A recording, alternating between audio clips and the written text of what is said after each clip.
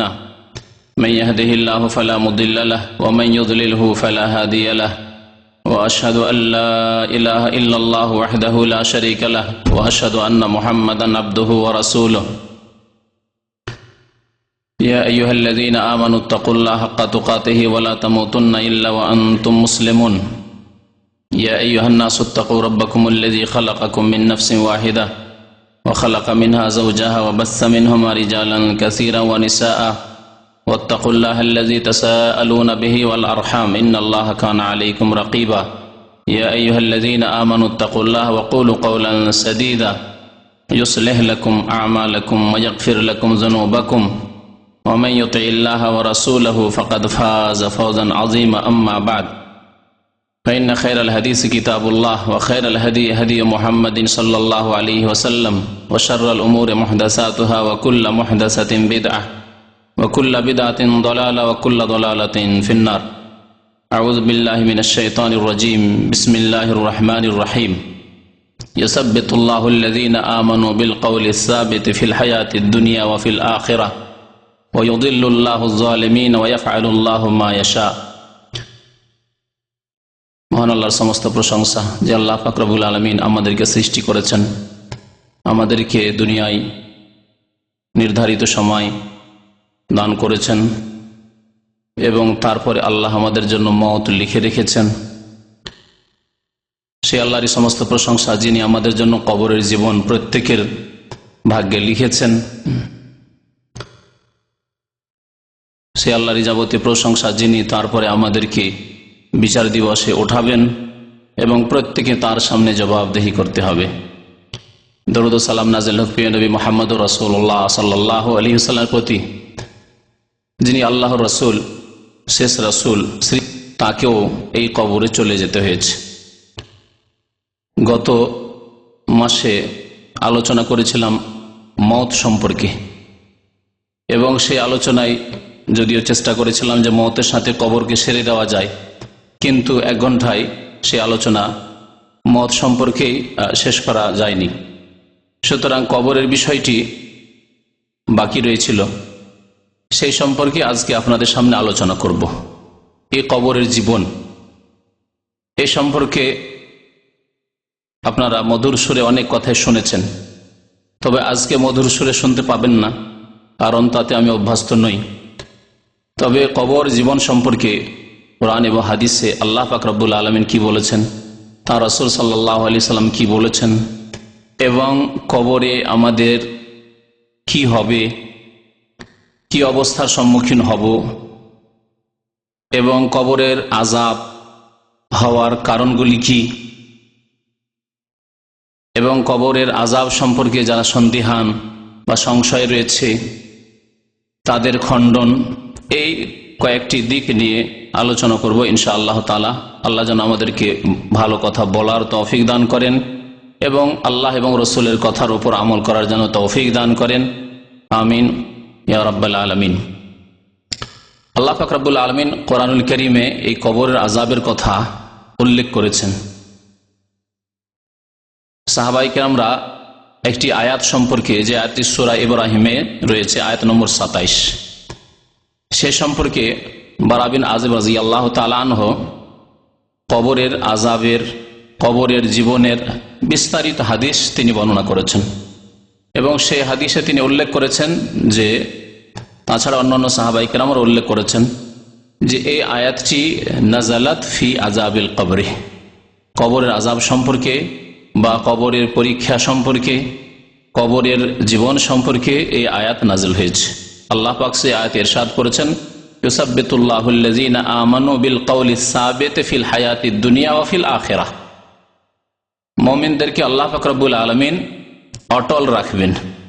আল্লাহ পাক মুমিনদেরকে অটল রাখবেন ফিল হায়াতিদ দুনিয়া, পৃথিবীতেও, দুনিয়াতেও, এবং অফিল আখিরা, আখিরাতে, পরকালেও, অর্থাৎ কবরের জীবনেও। আর এর আগে আমরা একটা সিলসিলা শুরু করেছিলাম, সিরিজ, যে আখিরাতের সিলসিলা, এবং এই সম্পর্কে প্রায় 15-র বেশি স্তর সম্পর্কে উল্লেখ করেছিলাম। আমাদের উদ্দেশ্য হচ্ছে সেই বিষয়গুলি এক একটি করে আলোচনা করা। তার মধ্যে কয়েকটি বিষয় নিয়ে আলোচনা হয়ে গেছে, আর বাকি বিষয়গুলি ইনশাআল্লাহ তাআলা ধীরে ধীরে সবগুলি এখানে ইনশাআল্লাহ মঙ্গলবারই আলোচনা হবে। তো আখিরাতের প্রতি ঈমানের একটি বিষয় হচ্ছে কবরের জীবন। কবরের জীবন সম্পর্কে আল্লাহ পাক যা বলেছেন, তার রাসূল সাল্লাল্লাহু আলাইহি ওয়াসাল্লাম যা বলেছেন, তার প্রতি ঈমান নিয়ে আসা, বিশ্বাস করা হচ্ছে পরকালের প্রতি ঈমানের অন্তর্ভুক্ত। ঈমানের যে 6টি খুঁটি, 6টি স্তম্ভ রয়েছে, তার কত নম্বর বলুন তো দেখি? পরকালের প্রতি ঈমান কত নম্বর? কত নম্বর? 5ম নম্বর। পঞ্চম খুঁটি হচ্ছে আখিরাতের প্রতি ঈমান, পরকালের প্রতি ঈমান। তো পরকালের প্রতি ঈমানের অন্তর্ভুক্ত হচ্ছে কবরের জীবন সম্পর্কে আল্লাহ বা তার রাসূল সাল্লাল্লাহু আলাইহি ওয়াসাল্লাম যা কিছু বলেছেন, যা কিছু আমাদেরকে জানিয়েছেন, সে সম্পর্কে আমাদের দৃঢ় বিশ্বাস থাকা। এই ঈমানে যদি সামান্যতম দুর্বলতা থাকে তাহলে আমাদের ঈমান থাকবে না, আমরা ঈমান হারিয়ে ফেলব, এবং যেই ব্যক্তির এই অবস্থা হবে সে মুসলিম বলে গণ্য হবে না। তো এই কবরের জীবন সম্পর্কে আল্লাহ পাক রব্বুল আলামিন বলছেন যে আল্লাহ পাক মুমিনদেরকে অটল রাখেন বিল কাউলিস সাবিত, ইউসাব্বিতুল্লাহুল্লাযীনা আমানু বিল কাউলিস সাবিত, অটল রাখেন দুনিয়াতে এবং আখিরাতে। কিন্তু কি দ্বারা অটল রাখেন? বিল কাউলিস সাবিত, অটল বাণী দ্বারা বা দৃঢ় বাণী দ্বারা। এই দৃঢ় বাণী কি সে সম্পর্কে নবী করিম সাল্লাল্লাহু আলাইহি ওয়াসাল্লামের হাদিস রয়েছে যে কবরে যে প্রশ্নগুলি হবে মুনকার এবং নাকিরের, সেই প্রশ্নের উত্তর দেওয়া, মুমিনরা সেই প্রশ্নগুলির উত্তর দিতে পারবে। পক্ষান্তরে মুনাফিক, কাফের, মুশরিক তারা এর উত্তর দিতে পারবে না। তো কবরের আযাব বা কবরের জীবন সম্পর্কে প্রথম যে বিষয়টি নিয়ে আলোচনা করব তা হচ্ছে কবরের জীবনে একটি বিষয় ঘটবে, তাকে হাদিসের ভাষায় বলা হয়েছে ফিতনাতুল কবর। ফিতনাতুল কবর, ফিতনা মানে আমরা বুঝি ফিতনা মানে ঝগড়া বিবাদ, এগুলিকে আমরা ফিতনা বুঝি। আসলে ফিতনা মানে পরীক্ষা। মানুষ যখন ঝগড়া বিবাদে পড়ে তাতে পরীক্ষা রয়েছে। সে ঝামেলা মুক্ত হওয়ার চেষ্টা করছে না ঝামেলায় যুক্ত হওয়ার চেষ্টা করছে, ঝামেলায় পড়ছে না ঝামেলা থেকে বাঁচার চেষ্টা করছে, ইত্যাদি। এতেই পরীক্ষা রয়েছে। তো দুনিয়াতে যতগুলি ফিতনা রয়েছে এতে প্রথম কথা আল্লাহ পাক রব্বুল আলামিনের পরীক্ষা রয়েছে। বালা মুসিবত বিপদ আপদ রয়েছে, তাতে আল্লাহ পাক রব্বুল আলামিনের পরীক্ষা রয়েছে, যার ফলে দুনিয়ার ফিতনা বলা হয়। আর সবচেয়ে বড় ফিতনা হচ্ছে ইমানের ফিতনা, কারণ ইমান হারিয়ে যাওয়ার আশঙ্কা। ইমান নেই, সে হিমশিম খাচ্ছে। মুসলিম ছিল, কি কবর মাজারে গিয়ে সেজদা করে জাহান্নামের রাস্তা ধরে নিল আর ইমানকে নষ্ট করে দিল। মুসলিম পরিবারে জন্ম নিয়েছে, নাস্তিক হয়ে গেল, কাদিয়ানি হয়ে গেল, বিদাতি হয়ে গেল, ইত্যাদি। এগুলি হচ্ছে ইমানের ফিতনা, আল্লাহর পরীক্ষায় পড়ে যাওয়া। এই জন্য ফিতনা মানে আরবি ভাষা আসলে পরীক্ষা। পরীক্ষার বেশ কিছু আরবি রয়েছে। ইবতিলা, বালা, ওইখান থেকে আমরা বালা বলি, বালা মুসিবত বলি না। বালা মানে আসলে পরীক্ষা। আল্লাহ বলছেন ওয়াবালাওনাহুম বিল হাসানাত ওয়াস সাইয়্যাত, আমি ভালো মন্দ দিয়ে তাদের পরীক্ষা করে থাকি। মানে বালা মানে পরীক্ষা। তো নবী করিম সাল্লাল্লাহু আলাইহি ওয়াসাল্লামের হাদিসে রয়েছে যে কবরের জীবনে ইবতিলা হবে, অর্থাৎ পরীক্ষা হবে। ইন্নাকুম তুফতানুনা ফিল কবর, তোমাদের সেখানে ফিতনা মানে পরীক্ষা হবে। কবরে পরীক্ষা হবে। এই পরীক্ষাকে ইমতিহান বলে, এই পরীক্ষাকে ইখতিবার বলে, বালা বলে, ফিতনা বলে, এগুলি সব পরীক্ষার অর্থে আরবি ভাষায়। তো কবরের জীবনে পরীক্ষা হবে একটি বিষয় রয়েছে। কবরের জীবনে হয় আল্লাহর নিয়ামত রয়েছে আর না হয় আযাব রয়েছে। শুধু আযাব নয়, আযাবও রয়েছে আর নিয়ামতও রয়েছে। মুমিন এবং সৎকর্মশীলদের, ইমানদারদের জন্য, ভালো আমলকারীদের জন্য আল্লাহর নিয়ামত রয়েছে কবরে। আর যারা গুনাহগার পাপিষ্ঠ তাদের জন্য রয়েছে আল্লাহর আযাব রয়েছে কবরে। এই জন্য দ্বিতীয় যে বিষয়টি সেটি হচ্ছে কবরের জীবনে আল্লাহর নিয়ামত অথবা আল্লাহর আযাব। নাইমুল কবরি ওয়া আযাবুহু, কবরের আযাব অথবা কবরের নিয়ামত, এই দুটির একটি অবস্থা হতে পারে। আর কবরের জীবনে যে আযাবগুলি হবে, কেন আযাব হবে, তো একটি করে আলোচনা শুরু করি। কবরের ফিতনা, এই কবরের আযাব সম্পর্কে বেশ কিছু হাদিস উল্লেখ করেছি। কবরের জীবনে আযাব যে হবে, আযাবের দুটি ধরন রয়েছে। একটি আযাব হচ্ছে স্থায়ী আযাব, স্থায়ী আযাব, চিরকাল আযাব হয়ে থাকবে। এক শ্রেণীর মানুষ রয়েছে যাদের কবরে চিরকাল আযাব, যেই দিন থেকে কবরে পৌঁছিল মরার পরে কিয়ামত পর্যন্ত, সিংহায় ফুৎকার দেওয়া পর্যন্ত আর কবর ফেটে ওঠা পর্যন্ত কবরের আযাব হতে থাকবে, আযাবে দাইম। আল্লাহ পাক রব্বুল আলামিন সূরা গাফির আয়াত নম্বর 46 ফেরাউন এবং ফেরাউনের সেনাবাহিনী, ফেরাউনের অনুসারী যারা মিশরে ছিল, জালেম কাফের, তাদের সম্পর্কে, কবরের জীবন সম্পর্কে আল্লাহ এখানে উল্লেখ করেছেন। কোরআন কারিমে এই আয়াতে কবরের আযাবের কথা উল্লেখ করা হয়েছে। আন্নার ইউরাদুনা আলাইহা গুদুওয়ান ওয়া আশিয়া, জাহান্নামের আগুন পেশ করা হচ্ছে গুদুওয়ান ওয়া আশিয়া, সকালে এবং বিকালে। তাহলে সকাল বিকাল অর্থাৎ সারাদিন তাদের উপর আযাব চলতি আছে জাহান্নামের আগুনের। ওয়ায়াউমা তাকুমুস সাআত, এবং কিয়ামত যেই দিন কায়েম হবে সেই দিনও তাদের জন্য জাহান্নামের আযাব রয়েছে। তারপরে আল্লাহ পাক বলছেন আদখিলু আলা ফিরআউন আশাদ্দাল আযাব, হে আমার ফেরেশতারা, তোমরা ফেরাউনের বংশধরকে, ফেরাউনের অনুসারীদেরকে, ফেরাউনের ভক্তদেরকে কঠোর শাস্তিতে দাখিল করো। আদখিলু আলা ফিরআউন আশাদ্দাল আযাব। তাহলে এই আয়াতে আল্লাহ পাক রব্বুল আলামিন যেটি লক্ষণীয় বিষয় তা হচ্ছে কিয়ামতের দিনে আযাব হবে, তার আগে এক আযাবের কথা আল্লাহ উল্লেখ করেছেন। জাহান্নামের আগুন পেশ করা হচ্ছে সকালে বিকালে, এটি কিয়ামতের আগেই। আর কিয়ামতের আগের জীবন হচ্ছে কবরের জীবন, কিয়ামতের আগের জীবন হচ্ছে কবরের জীবন। তো এইভাবে আল্লাহ পাক রব্বুল আলামিন কবর আযাবের কথা এই আয়াতে উল্লেখ করেছে। তাহলে যারা ফেরাউনের মতো চরিত্রের কাফের, মুশরিক, মুনাফিক, এমনকি বেনামাজি ভাই থাকলে কষ্ট নেবেন না, আপনার সতর্ক করার জন্য বলছি আর আপনার সংশোধনের জন্য বলছি। নবী করিম সাল্লাল্লাহু আলাইহি সাল্লাম বলেছেন, যারা নামাজ 5 ওয়াক্ত কায়েম করে না, ওয়া কানা ইয়াউমাল কিয়ামাতি মা কারুনা ওয়া ফিরআউনা ওয়া হামানা ওয়া উবাই ইবনে খালব, বেনামাজি কিয়ামতে কার সাথে উঠবে? কারুনের সাথে উঠবে, ফেরাউনের সাথে উঠবে, হামানের সাথে উঠবে, ফেরাউনের মন্ত্রী, উবাই ইবনে খালফের সাথে উঠবে। নবী সাল্লাল্লাহু আলাইহি ওয়াসাল্লামের জামানায় যে বড় শত্রু, যে নবী সাল্লাল্লাহু আলাইহি ওয়াসাল্লামকে হত্যা করার চেষ্টাতে গিয়েছিল, নিজেই হত্যা হয়েছিল, এদের সাথে উঠবে। তাহলে এই আয়াতে যে আল্লাহ পাক রব্বুল আলামিন কবর আযাবের কথা উল্লেখ করেছেন, ফেরাউনের যারা অনুসারী, ফেরাউনের ভক্ত, তাদের, ফেরাউনের সাথে যারা উঠবে অর্থাৎ বেনামাজি, যে নামাজের হেফাজত করলো, আমাল্লাম ইউহাফিজ আলাইহিন্না, যারা নামাজের হেফাজত করলো না, 5 ওয়াক্ত নামাজ কায়েম করলো না, তারা ফেরাউনের সাথে উঠবে আর অন্যান্য কাফেরদের সাথে উঠবে। তাহলে যখন ফেরাউনের সাথে উঠতে হবে, তাহলে ফেরাউনেরও তো আযাব হবে, বা ফেরাউনকে যেই রকমের আযাব হবে সেই রকমের আযাব হবে। কবরের আযাব ফেরাউনের হচ্ছে, ফেরাউনের অনুসারীদের হচ্ছে, যারা বেনামাজি হবে তাদেরও হবে। সুতরাং নামাজ সম্পর্কে যাতে করে মুসলিম উম্মাহ সতর্ক হয়, কমপক্ষে মুসলিম উম্মাহ যদি মুসলিম থাকতে চায় তাহলে নামাজ কায়েম করবে।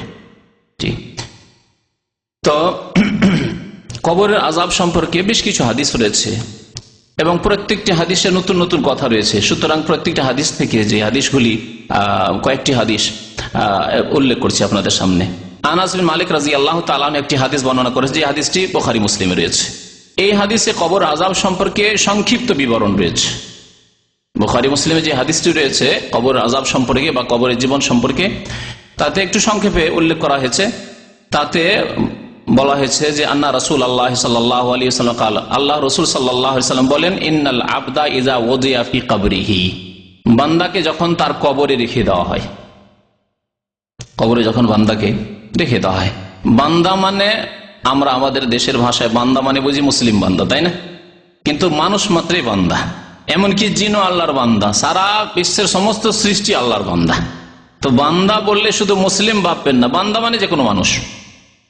তবে যে মুসলিম মুমিন হয়েছে সে আল্লাহর বন্দেগী সাদরে গ্রহণ করেছে, স্বীকার করেছে, আল্লাহ তোমার আমি বান্দা, আমি তোমার বন্দেগী করব, অঙ্গীকার করেছে এবং আমলে তা পরিণত করেছে।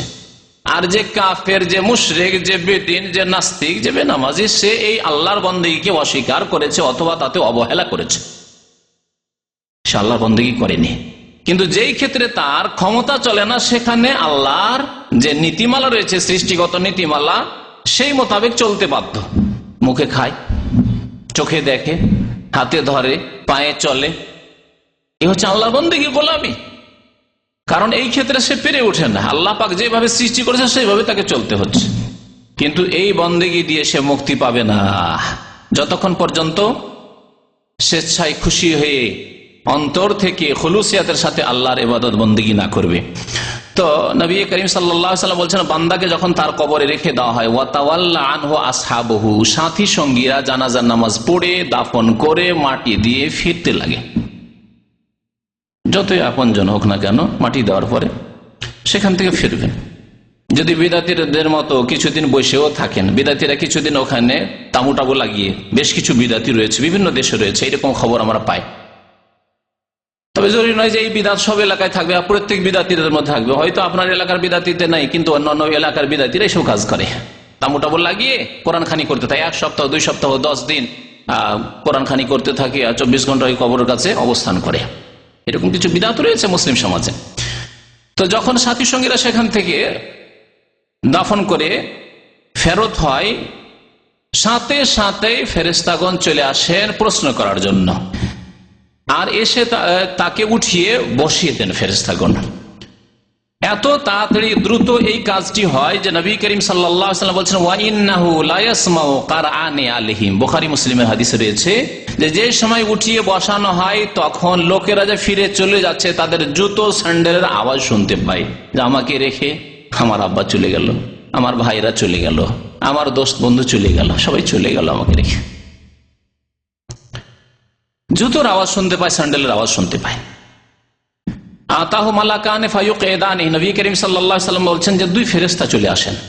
অন্য হাদিসে রয়েছে আহাদুহুমা ইউকালু লাহু মুনকার। মুনকার আমাদের দেশের লোকেরা কি বলে? মুনকির নাকির, সোজা ভাষায়। আসলে মুনকির নাকির নয়, মুনকার আর নাকির। তো 2 ফেরেশতা আসেন আর এসে বসিয়ে দেন ওই লোককে। তারপরে প্রশ্ন শুরু হয়। প্রশ্ন কি হয়? এই প্রশ্ন, বিস্তারিত প্রশ্নের উল্লেখ করা হয়েছে নবী করিম সাল্লাল্লাহু আলাইহি ওয়াসাল্লামের আরেকটি হাদিসে, যা বারা বিন আযিব রাদিয়াল্লাহু তাআলা আনহু বর্ণনা করেছেন। সুতরাং বিস্তারিত একসাথে আপনাদের সামনে উল্লেখ করি। নবী করিম সাল্লাল্লাহু আলাইহি ওয়াসাল্লাম একদিন এক জানাজায় গেলেন, আর জানাজায় আনসারীদের জানাজা ছিল, কোন এক আনসারী ইন্তেকাল করেছিল। জানাজায় গিয়ে বলছেন সাহাবারা, যে ফান্তাহাইনা ইলাল কবরে, আমরা কবরের কাছে পৌঁছিলাম, আর এখনো দেখছি যে কবর প্রস্তুত করা হয়নি। ওয়ালাম্মা ইউলহাদ, এখনো কবর প্রস্তুত করা হয়নি। কবর সম্পর্কে আপনাদের অবগতির জন্য বলছি যে কবর 2 প্রকারের হয়, একটা হচ্ছে লাহাদ আর একটা হচ্ছে আপনার শাক। নবী সাল্লাল্লাহু আলাইহি ওয়াসাল্লাম আল্লাহাদু লানা ওয়া শাক্কু লিগাইরিনা, সন্দুক কবর একটাকে বলে, ওটা হচ্ছে শাক। সন্দুক কবর মানে বক্সের মতো, বাক্সর মতো যে কবর তৈরি করা হয়। আমাদের দেশের মাটি যেহেতু নরম, সেই জন্য সন্দুক কবরই করতে হয়, বক্সের মতোই করতে হয়। আর আরেকটি কবর হচ্ছে বাঁকা কবর, লাহাদ মানে বাঁকা হয়ে থাকে, মাটিটাকে বাঁকা করে খনন করা হয়। নরম মাটি, মসৃণ মাটি, যেখানে দোআঁশ মাটি, এই মাটি ভুসড়ে পড়ে যাবে। সেই জন্য সাধারণত আমাদের দেশের অনেকে এই কবরের কথা যায় না। আরব দেশের মাটি যেহেতু পাথরের মাটি, শক্ত মাটি, সেই জন্য এই দেশে অধিকাংশ ক্ষেত্রে দেখা যায় যে এরা লাহাদ করে। এবং নবী করিম সাল্লাল্লাহু আলাইহি ওয়াসাল্লামের যে মোবারক কবর রয়েছে, এটি কি ধরনের কবর রয়েছে বলতে পারেন? বক্স কবর রয়েছে, সন্দুক কবর রয়েছে, না লাহাদ কবর রয়েছে বাঁকা হয়ে? 2 রকম কবর কেউ দেখেছেন কি? দেখেছেন? হ্যাঁ, তাহলে তো বুঝতে পারছেন। তো নবী করিম সাল্লাল্লাহু আলাইহি ওয়াসাল্লামকেও কবর দেওয়া হয়েছে। তাঁর কবর কেমন ছিল? নবী করিম সাল্লাল্লাহু আলাইহি ওয়াসাল্লাম একটি হাদিসে ইরশাদ করেছেন, আল্লাহাদুল্লানা, লাহাদ মানে বগলি কবর, আমাদের দেশীয় ভাষায় বলে বগলি কবর হবে, কাত হয়ে হয়তো সেই জন্য বগলি কবর বলে। বগলি কবর হবে আমাদের জন্য, আমাদের জন্য বলেছেন নবী সাল্লাল্লাহু আলাইহি ওয়াসাল্লাম। সাহাবায়ে কেরাম সেখান থেকে বলেছে যে নবী সাল্লাল্লাহু আলাইহি ওয়াসাল্লামের কবর লাহাদ করতে হবে, কারণ নবী করিম সাল্লাল্লাহু আলাইহি ওয়াসাল্লাম বলেছেন আল্লাহাদুল্লানা, আমার জন্য, আমাদের জন্য। নবী সাল্লাল্লাহু আলাইহি ওয়াসাল্লাম এই কবরকে বেশি পছন্দ করেছেন। অশাক করলে গায়রা না, অন্য অন্যরা শাক করবে, সন্দুক কবর করবে, যার যেটা সুবিধা হবে। এখনো কবর খনন করা হয়নি। ফাজালাসা রাসূলুল্লাহ সাল্লাল্লাহু আলাইহি ওয়াসাল্লাম, জালাসনা হলো আমরাও বসে গেলাম, রাসূলুল্লাহ সাল্লাল্লাহু আলাইহি ওয়াসাল্লাম বসে গেলেন, তখন আমরাও বসে গেলাম। নবী করিম সাল্লাল্লাহু আলাইহি ওয়াসাল্লামের সাথে এই আদবের খেয়াল রাখতেন সাহাবায়ে কেরাম, যেখানে রাসূলুল্লাহ সাল্লাল্লাহু আলাইহি ওয়াসাল্লাম বসলেন তখন বসতেন, নবী সাল্লাল্লাহু আলাইহি ওয়াসাল্লাম বসেননি, তারা বসতেন। কিন্তু নবী করিম সাল্লাল্লাহু আলাইহি ওয়াসাল্লাম আগে থেকে বসে আছেন, সাহাবায়ে কেরাম নবী সাল্লাল্লাহু আলাইহি ওয়াসাল্লাম হাজির হয়েছেন আর উঠে সবাই দাঁড়িয়ে গেলেন, যেটা আজকাল নেতাদের সাথে করা হয়, বিদাতি পীরদের সাথে করা হয়। এই তরিকা ইসলামে ছিল না, নবী করিম সাল্লাল্লাহু আলাইহি ওয়াসাল্লাম এটাকে পছন্দ করতেন না। তাই সাহাবারা দেখে দাঁড়াতেন না, বসেই থাকতেন। সালাম করলেও বসেই করতেন, দাঁড়াতেন না। কান্না আলা রউসিন আত-তায়র, এমন ভাবে আমরা বসে গেলাম যে মনে হচ্ছে আমাদের মাথার উপর পাখি বসে গেছে। কি উদ্দেশ্য? অর্থাৎ বড় শান্ত হয়ে বসে গেলাম, কেউ নড়াচড়া করে না। নবী করিম সাল্লাল্লাহু আলাইহি সাল্লাম যেন একটু চিন্তিত, হাতে একটা খড়ি রয়েছে, খড়ি নিয়ে যেন জমিনে একটু মানে চিন্তায় আছেন তিনি। ফারাফা রাসা, হঠাৎ করে নবী করিম সাল্লাল্লাহু আলাইহি সাল্লাম মাথা উঠালেন লোকদেরকে সম্বোধন করার জন্য। বলে, ইস্তাইযু বিল্লাহি মিন আযাবিল কবরি, তোমরা কবরের আযাব থেকে আল্লাহর কাছে পানাহ চাও, আশ্রয় কামনা করো। নবী করিম সাল্লাল্লাহু আলাইহি সাল্লামের এই আদেশ, এই মর্মে এই কথাটিও বলে দেওয়া ভালো যে নবী করিম সাল্লাল্লাহু আলাইহি সাল্লামের একটি শিক্ষা হচ্ছে যে তোমরা বেশি বেশি কবরের আযাব থেকে আল্লাহর আশ্রয় কামনা করো। বারবার করে নবী করিম সাল্লাল্লাহু আলাইহি সাল্লাম আপনজনদেরকে, সাহাবায়ে কেরামদেরকে এই তাকিদ করতেন, তালকিন করতেন, তো তোমরা আল্লাহর কাছে কবরের আযাব থেকে, কবরের জীবনের কষ্ট থেকে পানাহ চাও, আশ্রয় গ্রহণ করো, আশ্রয় কামনা করো। এই জন্য নবী করিম সাল্লাল্লাহু আলাইহি সাল্লাম বড় তাকিদের সাথে বলেছেন যে তোমরা নামাজের শেষে যখন আত্তাহিয়াত, তাশাহুদ শেষ হয়ে যাবে, যখন নবী সাল্লাল্লাহু আলাইহি সাল্লামের উপর সালাত পেশ করা, আল্লাহুম্মা সাল্লি আলা মুহাম্মদ শেষ হবে, ইন্নাকা হামিদুম মাজিদ শেষ হয়ে যাবে, সালামের পূর্বে নবী করিম সাল্লাল্লাহু আলাইহি সাল্লাম তাকিদ করেছেন একটি দোয়া পড়তে, যাতে বলেছেন মুসলিম শরীফ হাদিসে রয়েছে, তাআওয়াযু বিল্লাহি মিন আরবা, তোমরা চারটি বিষয় থেকে আল্লাহর আশ্রয় গ্রহণ করবে, আল্লাহর কাছে আশ্রয় কামনা করবে। তার মধ্যে একটি হচ্ছে তাআওয়াযু মিন আযাবিল কবরি, কবরের আযাব থেকে তোমরা আল্লাহর কাছে পানাহ চাইবে, আল্লাহর কাছে আশ্রয় কামনা করবে। নবী করিম সাল্লাল্লাহু আলাইহি সাল্লাম এই কথাটি 3 বার বললেন বা 2 বার বললেন। সুম্মা কাল, তারপরে নবী সাল্লাল্লাহু আলাইহি সাল্লাম কবরের জীবনের কথা বলতে লাগলেন, ইন্নাল আবদাল মুমিনা, মুমিন বান্দার অবস্থা কি হয়, আর কাফির, মুনাফিক আর বেদিন বেনামাজির গুনাহগারের অবস্থা কি হয়। তা বলছেন নবী করিম সাল্লাল্লাহু আলাইহি সাল্লাম যে মুমিন বান্দা যখন ইন্তেকালের সময় চলে আসে, তখন ফেরেশতাগণ আসেন আর আসার পরে সুসংবাদ দেন ইত্যাদি। তারপরে যেহেতু মওতের অবস্থা উল্লেখ করতে গিয়ে এই অংশটুকু আমি বয়ান করেছি, সেজন্য এখানে শুধু কবরের জীবন থেকে আমি শুরু করছি। যখন মাইয়াতকে দাফন করা হয়ে গেল, নবী করিম সাল্লাল্লাহু আলাইহি সাল্লাম বলছেন, ফাতুআদু রূহুহু ফি জাসাদিহি, তার দেহে তার আত্মাকে ফিরিয়ে দেওয়া হয়। আত্মা ইল্লিনে চলে গেছে মুমিন বান্দার, আত্মা গুনাহগারের সিজ্জিনে চলে গেছে, এই আত্মাকে ফিরিয়ে দেওয়া হয়, নবী করিম সাল্লাল্লাহু আলাইহি সাল্লাম বলেছেন। মনে রাখবেন যে এই হচ্ছে বারজাখী, পরলৌকিক জীবন, পরলৌকিক জীবন। দুনিয়ার জীবনে আমরা অনেক কিছুই বুঝতে পারি না। মায়ের পেটে বাচ্চা আছে, যদি মেডিকেল সায়েন্স আজকাল এ উন্নতি না করত, তাহলে অনেক কথায় আমরা কিছুই জানতে পারতাম না। নবী করিম সাল্লাল্লাহু আলাইহি সাল্লাম বলেছেন যে পেটে বাচ্চা থাকে, আত্মা দেওয়া হয় কতদিন পরে? 4 মাস পরে, 120 দিনে, 120 দিনে রূহ দেওয়া হয়, আত্মা দেওয়া হয়। তার নবী করিম সাল্লাল্লাহু আলাইহি ওয়াসাল্লাম থেকে এই সম্পর্কে জানলাম, না হলে আর জানার কোনো উপায় নেই। তারপর মেডিকেল সায়েন্স যখন উন্নতি করলো, তখন আপনার আল্ট্রাসাউন্ডে আপনি বুঝতে পারছেন কি অবস্থায় বাচ্চা আছে, আর কিভাবে আহার পাচ্ছে ইত্যাদি, সব কথাবার্তা জানলেন। ভালো অবস্থায় আছে না মন্দ অবস্থায় আছে, অনেক কিছু জানতে পারছেন যখন তার একটা পর্যায়ে পৌঁছে যাচ্ছে। তো পেটের বাচ্চার অবস্থা যখন আমরা অনেক কিছু এই দুনিয়ায় থেকে বুঝতে পারছি না, সামনে এটা আপনার স্ত্রীকে দেখে আপনি বুঝতে পারছেন না যে পেটে আমার বাচ্চা জীবিত আছে, সুস্থ আছে না অসুস্থ আছে, সম্পূর্ণ আছে না অসম্পূর্ণ আছে, বুঝতে পারছেন না। তাহলে আপনি কবরের জীবনের কথা বুঝার চেষ্টা করবেন আর বলবেন যে আমরা তো বুঝতে পারছি না, আর সেই জন্য সন্দিহান হবেন, আর সেই জন্য কবরের কথা আপনি মনে করবেন যে এইসব কথা শুধু না, খবরদার না। পরলৌকিক জীবন, রূহ ফিরিয়ে দেওয়া হয়। কেমন করে ফিরিয়ে দেওয়া হয়? আপনি কবর খুলে বসে থাকলে আপনি দেখতে পাবেন না, কারণ এই চোখ হচ্ছে পার্থিব চোখ, দুনিয়ার চক্ষু। এই দুনিয়ার চক্ষু দিয়ে আখিরাতের বিষয়কে, বারজাখের বিষয়কে, পরলৌকিক জীবনের কোনো কিছুকে আপনি অবলোকন করতে পারেন না, দেখতে পারেন না। নবী করিম সাল্লাল্লাহু আলাইহি ওয়াসাল্লাম বলছেন যে ফায়াতিহি মালাকানে, 2 ফেরেশতা আসবেন, ফায়ুজলিসান, বসিয়ে দেবেন, ফায়াকুলানে লাহু, এখন প্রশ্ন শুরু হবে। একে বলা হচ্ছে ফিতনাতুল কবর, কবরের পরীক্ষা। এই কবরে 3টি প্রশ্নের মাধ্যমে পরীক্ষা হবে। এই কবরের প্রশ্নপত্র হচ্ছে মাত্র 3টি প্রশ্ন, তাতে মাত্র 3টি প্রশ্ন। আখিরাতে বিস্তারিত সারা জীবন সম্পর্কে উত্তর দিতে হবে। আর প্রথম প্রশ্ন হবে আখিরাতে বিচার দিবসে, হাসরের ময়দানে গিয়ে নামাজ সম্পর্কে, সালাত সম্পর্কে। এটা হিসাবের ক্ষেত্রে, আর বিচার যখন হবে, বিচার হওয়ার ক্ষেত্রে খুন সম্পর্কে আল্লাহ পাক রব্বুল আলামিন প্রথম বিচার করবেন, এটা হাদিসে রয়েছে।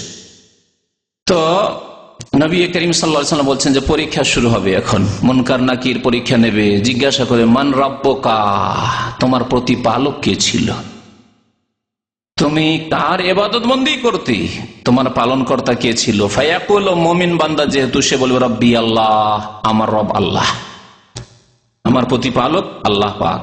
ফায়াকুলান লাহু, দুই ফেরেশতা বলবেন মা দিনুকা, আপনার দিন কি ছিল, আপনার ধর্ম কি ছিল, আপনি কোন ধর্মের অনুসারী ছিলেন।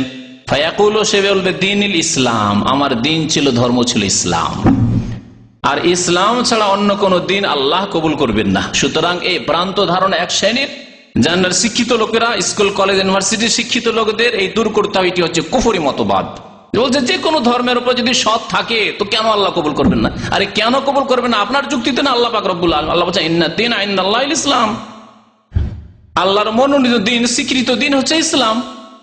আল্লাহ পাক বলছেন ওমান ইয়াবতাগি গায়রাল ইসলামি দীনান ফালা ইউকবাল মিনহু, যে ব্যক্তি ইসলাম ছাড়া অন্য কোন জীবন বিধান সন্ধান করবে এবং তার মাধ্যমে মুক্তি চাইবে, আল্লাহ কখনো তা গ্রহণ করবেন না। ওয়া হুয়া ফিল আখিরাতি মিনাল খাসিরিন, এবং পরকালে সে ক্ষতিগ্রস্তদের অন্তর্ভুক্ত হবে। আমি একটা পার্থিব উদাহরণ দিয়ে বুঝাই, কারণ পার্থিব উদাহরণ দিলে মানুষ বেশি বুঝতে পারে। বাংলাদেশে ৭১-এর পরে যে আইন আছে, সংবিধান আছে না, সংবিধান আছে। যদি আজকাল কিছু লোকেরা বলে যে না এই নতুন সংবিধান আমরা মানি না, এখন আমরা মানবো ওই পাকিস্তানি যুগের ওই ৪৭-এর সংবিধান মানবো, পাকিস্তানের যে সংবিধান ছিল, অথবা তার আগে ইংরেজের কেউ, আবার ইংরেজপন্থীরা কেউ যদি থাকে বাংলাদেশে, তারপর আমরা ওই ইংরেজদের আইন মানবো। হ্যাঁ, বা যদি কিছু আর মুসলিম থাকে তার বলে যা ইসলামী রাষ্ট্র ছিল মোগলদের যুগে, আমি মোগলদের আইন মানবো, চলবে? কোনটা আইন মানতে হবে, কোন সংবিধান মানতে হবে? হ্যাঁ, যেই সংবিধান বর্তমান চলছে, আগের সংবিধানগুলিকে রহিত করে দেওয়া হয়েছে, দেশ থেকে বিদায় করে দেওয়া হয়েছে, সেই সংবিধান মানতে চাইবেন আপনি দেশদ্রোহী হবেন।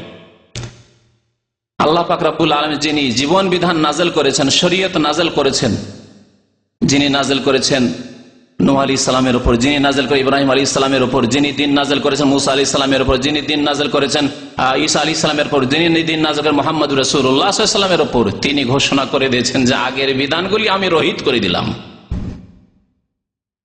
রহিত করে দিলাম, সেগুলি মানলে তুমি আল্লাহ দ্রোহী হবে, আর আসামের কাঠগড়ায় তোমাকে দাঁড়াতে হবে, জাহান্নামে তোমাকে যেতে হবে।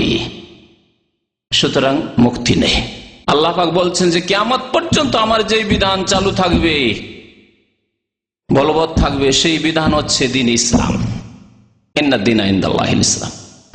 নবী মুহাম্মদ রাসূলুল্লাহ সাল্লাল্লাহু আলাইহি ওয়াসাল্লাম তাই বলেছেন, ওয়াল্লাহি, আল্লাহর কসম করে বলছি, সহিহ মুসলিমের হাদিস, আল্লাহর কসম করে বলছি, লা ইয়াসমাউ বি, আমার সম্পর্কে শুনলো ইহুদিয়ুন আও নাসরানী, অথবা খ্রিস্টান, অথবা আর কোন জাতির লোক যদি শুনতে পায় যে মুহাম্মদুর রাসূলুল্লাহ সাল্লাল্লাহু আলাইহি ওয়াসাল্লাম শেষ রাসূল হয়েছেন, সুম্মা লা ইউমিনু বি, শোনা সত্ত্বেও সে ঈমান নিয়ে আসলো না, কালিমা লা ইলাহা ইল্লাল্লাহ মুহাম্মাদুর রাসূলুল্লাহ পড়লো না, ইল্লা কানা মিন আহলিন নার, তাহলে সে জাহান্নামী হবে। যতই সৎ হোক না কেন, যতই ভালো মানুষ হোক না কেন, যতই চরিত্রবান হোক না কেন, ইল্লা কানা মিন আহলিন নার, নবী করিম সাল্লাল্লাহু আলাইহি ওয়াসাল্লাম ইরশাদ করেছেন। দ্বীন ইসলাম আল্লাহর মনোনীত দিন, কিয়ামত পর্যন্ত যা থাকবে। তো নবী করিম সাল্লাল্লাহু আলাইহি ওয়াসাল্লাম বলছেন যে জিজ্ঞাসা করা হবে দিন সম্পর্কে, তখন মুমিন জবাব দিবে দীনুল ইসলাম। তারপরে জিজ্ঞাসা করা মা হাযার রাজুল আল্লাযী বুইসা ফীকুম, তিনি কে ছিলেন, তিনি কে ছিলেন যাকে তোমাদের কাছে পাঠানো হয়েছিল। মা হাযার রাজুল, আমাদের দেশের অনেক আলেমরা ওই হাজার রাজুল, এই ব্যক্তি, এতে থেকে ধরে নেয় যে নবী করিম সাল্লাল্লাহু আলাইহি ওয়াসাল্লাম কবরেও হাজির হয়ে যায়। কবর পূজারী একদল আছে বেরেলভী যারা, তারা বলে যে কবরেও নবী হাজির হয়ে যান। আরে আমাদের ওয়াজ মাহফিলে কেন হাজির হবেন না, আমাদের মিলাদ মাহফিলে কেন হাজির হবেন না, কবরেও তো হাজির। দেখো মা হাজার রাজুল, ইনি কে? ফেরেশতাগণ বলছেন। এই দিয়ে কি এটা প্রমাণ হয়? কখনো প্রমাণ হয় না। দেখেন দুনিয়ার ক্ষেত্রে আমরা যদি কোনো আলোচিত ব্যক্তি হয়, তার সম্পর্কে উনি, ওনার সম্পর্কে, অথচ এখানে নেই বা ইনি বলছেন, উনি বলছেন, যাই বলেন না কেন, আলোচিত ব্যক্তি, একটু আগে আলোচনা হয়েছে বা আপনার আলোচনার বিষয় এসেছে, অথবা এমন প্রখ্যাত ব্যক্তি, বিখ্যাত ব্যক্তি, সবাই জানে, দেশের মধ্যে একজন নেতা, এমন নেতা যাকে সবাই চেনে মনে করেন, আরে দেশটাকে তো বরবাদ করলো, এই লোকই বরবাদ করলো, অথচ আপনার ওখান থেকে 500 কিলোমিটার দূরে কোথায় আছে? আপনি সৌদি আরবে এই গল্প করছেন, এই যে লোকটা না, এই লোকে তো দেশটাকে ধ্বংস করলো, এই লোক কোথা থেকে আছে এখানে? নবী করিম সাল্লাল্লাহু আলাইহি সাল্লাম থেকে বেশি প্রখ্যাত ব্যক্তি, বিখ্যাত ব্যক্তি, মশহুর ব্যক্তি পৃথিবীতে আর কেউ হয়েছে না হবে? তার সম্পর্কে ফেরেশতাগণ বলেন, মা হাযার রাজুল আল্লাযী বুইসা ফীকুম, উনি কে যাকে তোমাদের কাছে পাঠানো হয়েছিল? প্রত্যেক মানুষের তখন হুঁশ হবে যে একমাত্র জিজ্ঞাসা করা হয়েছে আমাকে মুহাম্মদুর রাসূলুল্লাহ সাল্লাল্লাহু আলাইহি সাল্লাম সম্পর্কে। কিন্তু মুমিন উত্তর দিতে পারবে, কাফের হায় আফসোস করে উত্তর দিতে পারবে না, কারণ মোহাম্মদ রাসূলুল্লাহ সাল্লাল্লাহু আলাইহি ওয়াসাল্লামের কলিমা পড়েননি। মোহাম্মদ রাসূলুল্লাহ 5 ওয়াক্ত নামাজ মেরাজ থেকে নিয়ে এসেছেন, নামাজ পড়েননি। মোহাম্মদ রাসূলুল্লাহ সাল্লাল্লাহু আলাইহি ওয়াসাল্লামের সুন্নত আদর্শ মোতাবেক জীবনযাপন করেনি, সুতরাং জবাব দিতে পারবে না। তারপরে অনেকে আবার যারা এদের মতো বিদাতি না, যারা হাজির নাজির বলে নবীকে, ওদের মতো মুশরিক বিদাতি নয়, কিন্তু বিদাতি, ওরা আবার বলে যে নবীর ছবি পেশ করা হয়। এটাও কোনো হাদিসে নেই। কবর সম্পর্কে আলোচনা শুনতে আমাদের দেশের অনেক বক্তারা বলে যে নবী করিম সাল্লাল্লাহু আলাইহি সাল্লামের ছবি পেশ করা হয়, আর বলে মা হাযার রাজুল আল্লাযী বুইসা ফীকুম। এরও কোনো প্রমাণ নেই, এই হাজা ছাড়া আর কোনো বেশি প্রমাণ নেই। সুতরাং এর দ্বারা এই কথা সাব্যস্ত করা যায় না নবী করিম সাল্লাল্লাহু আলাইহি সাল্লামের কবরে পেশ করা হবে, দৃশ্য পেশ করা হবে, আর বলা হবে যিনি কে, না, আল্লাহ ভালো জানে সম্পর্কে। তবে যে কোনো প্রখ্যাত ব্যক্তি সম্পর্কে উনি কে বলে জিজ্ঞাসা করা যেতে পারে, যদিও তিনি সেখানে উপস্থিত নন। মুমিন বান্দা কি বলবে? হুয়া রাসূলুল্লাহ সাল্লাল্লাহু আলাইহি, তিনি মুহাম্মদ রাসূলুল্লাহ সাল্লাল্লাহু আলাইহি ওয়াসাল্লাম। ফায়াকুলানি লাহু, আরেকটি প্রশ্ন করবে, খুশি হয়ে ফেরেশতাগণ প্রশ্ন করবে, ওয়ামা ইলমুকা বিহাযার রাজুল, তুমি জানলে কি করে, তুমি জানলে কি করে এই সব উত্তরগুলি? ফায়াকুল, বলবে কারাতু কিতাবাল্লাহ ফাআমানতু বিহি ওয়া সাদ্দাকতু, আমি আল্লাহর কিতাব পড়েছিলাম, কোরআনে কারীম পড়েছিলাম। কালকার যে কোরআন পড়া যারা তেলাওয়াত করতে পারেন, শুধু আরবি তেলাওয়াত করেই কি উত্তর দেওয়া যাবে? না কোরআনের অর্থ বুঝতে হবে, তাফসীর বুঝতে হবে? হ্যাঁ, শুধু আপনি আরবি পড়তে পারেন আর কোন রকম মানে তেলাওয়াত করতে পারেন, তা পড়েই বুঝে নিয়েছেন কোরআন? না, তাহলে বোঝা গেল যে কারাতু কিতাব, আল্লাহর কিতাব পড়েছি মানে তার তেলাওয়াতও পড়েছি, তাফসীরও পড়েছি, অর্থও পড়েছি, বুঝেছি, তা দিয়ে জেনেছি, এই উত্তরগুলি জেনেছি যে আমার রব আল্লাহ, আমার দিন ইসলাম এবং আমার নবী মুহাম্মদ সাল্লাল্লাহু আলাইহি ওয়াসাল্লাম। আল্লাহর কিতাব আমরা পড়েছিলাম, ফাআমানতু বিহি, ওর প্রতি ঈমান নিয়ে এসেছিলাম, ওয়া সাদ্দাকতু, এবং বিশ্বাস করেছিলাম। ফায়ুনাদি মুনাদি মিনাস সামায়, আকাশ থেকে একজন ডাক দেবে, আল্লাহর ফেরেশতা আল্লাহর পক্ষ থেকে ডাক দেবে, আন সাদাকা, অথবা আল্লাহ পাক রব্বুল আলামিন ডাক দেবেন, যেমন বলা আছে আন সাদাকা আবদি, আল্লাহ পাক ডাক দেবেন আন সাদাকা আবদি, আমার বান্দা, হে মুনকার নাকির, আমার বান্দা সত্য বলেছে, ঠিক বলেছে উত্তর। ফাফরিশুহু মিনাল জান্নাহ ওয়ালবাসুহু মিনাল জান্নাহ ওয়াফতাহু লাহু বাবান ইলাল জান্নাহ, সুতরাং এর জন্য জান্নাতের বিছানা বিছিয়ে দাও। ফারশ, ফাফরিশুহু মিনাল জান্নাহ, জান্নাতের বিছানা বিছিয়ে দাও। ওয়ালবাসুহু মিনাল জান্নাহ, জান্নাতের লেবাস পোশাক পরিয়ে দাও। ওয়াফতাহু লাহু বাবান ইলাল জান্নাহ, এবং জান্নাতের দরজা খুলে দাও তার জন্য। আল্লাহু আকবার। মুমিন বান্দা ভাগ্যবান, খুশনসিব। নবী করিম সাল্লাল্লাহু আলাইহি ওয়াসাল্লাম বলেন, ফায়াতিহি মিন রাওহিহা ওয়া তিবিহা, জান্নাতের দরজা যখন খুলে দেওয়া হবে, কবরে রয়েছে, মাটিতে শুয়ে আছে, আর জান্নাতের সুগন্ধি আসছে, জান্নাতের সুগন্ধি আসতে আছে, আরামদায়ক জীবন। ওয়ায়ুফাসসাহু লাহু ফি কবরিহি মাদ্দা বাসারিহি, এবং তার কবরকে এত প্রশস্ত করা হবে, যত দূর দৃষ্টি যাবে শুধু খোলা দেখবে। হ্যাঁ, 3.5 হাতের কবর, হ্যাঁ, আর চওড়া মাত্র হয়তো 1 হাত অথবা 1.5 হাত, কিন্তু যত দূর তাকাবে শুধু দেখতে পাবে, এত কোষারে এত প্রশস্ত করে দেওয়া হয়েছে তার কবরকে, মুমিন বান্দার কবরকে। ওয়ায়ুফাসসাহু লাহু ফি কবরিহি মাদ্দা বাসারিহি ওয়া ইয়াতিহি রাসূলুন হাসানুল ওয়াজহ, একজন হঠাৎ করে একজন মানুষ এসে হাজির। এই প্রশ্নের উত্তর হয়েছে, আর একজন মানুষ এসে হাজির, খুবই সুন্দর দেখতে, হাসানুস সিয়াবের কাপড়ও খুব সুন্দর পরে আছে, তাইয়্যিবুর রিহ, আর সুগন্ধি তার শরীর থেকে ছড়াচ্ছে। ফায়াকুল আবশির, সে এসে বলছে, বান্দা আব্দুল্লাহ, তোমার ইন্তেকাল হয়েছে, তুমি কবরে এসেছো, চিন্তা করিও না, কোনো চিন্তা নেই, আবশির, তোমার সুসংবাদ তোমার জন্য, বিল্লাযী ইয়াসুররুকা, তোমার জন্য এমন সুসংবাদ নিয়ে এসেছি যে তুমি খুশি হয়ে যাবে। তোমার সাথে এই ওয়াদাই করা হয়েছে। ফায়াকুল মান আনতা, তুমি কে, আমার কাছে এখানে আসলে, তুমি কোথা থেকে আসলে, কে তুমি? ফাওয়াজহুক, বলছেন নবী করিম ফাওয়াজহুক আল ওয়াজহু ইয়াজি বিল খাইর, তোমার এই মোবারক চেহারাটা আমার জন্য কল্যাণ নিয়ে এসেছে। ভাগ্যবান আমি যে তোমার মতো লোক আমার সাথে দেখা করতে এসছে।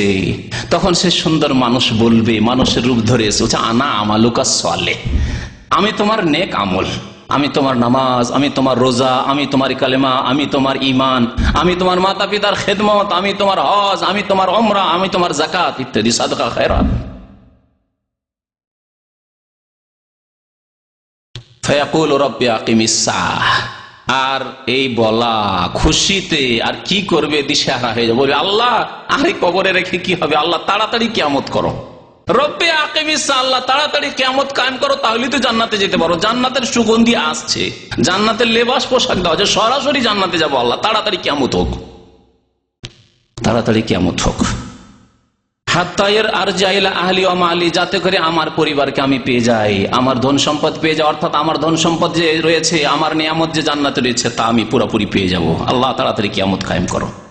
নবী করিম সাল্লাল্লাহু আলাইহি ওয়াসাল্লাম বলছেন ওয়াইনাল আবদাল কাফির, কাফের বান্দা, কাফের মুনাফিক মুশরিক, অন্য হাদিসে রয়েছে বুখারী শরীফে যে মুনাফিক মুশরিক তো যে কোনো এমন পাপিষ্ট হোক না কেন, ফাতুআদু রূহু ফি জাসাদিহি, তার দেহে তার আত্মা ফিরিয়ে দেওয়া হয়, ফেরেশতা আসে, তারপর জিজ্ঞাসা করে, ওই প্রশ্নগুলি করে, মান রাব্বুকা, তোমার রব কে? উত্তরে বলে হা হা লাদ্রি, আফসোস আফসোস, আক্ষেপ আক্ষেপ, লাদ্রি, কিছুই জানি না, কিছুই জানি না।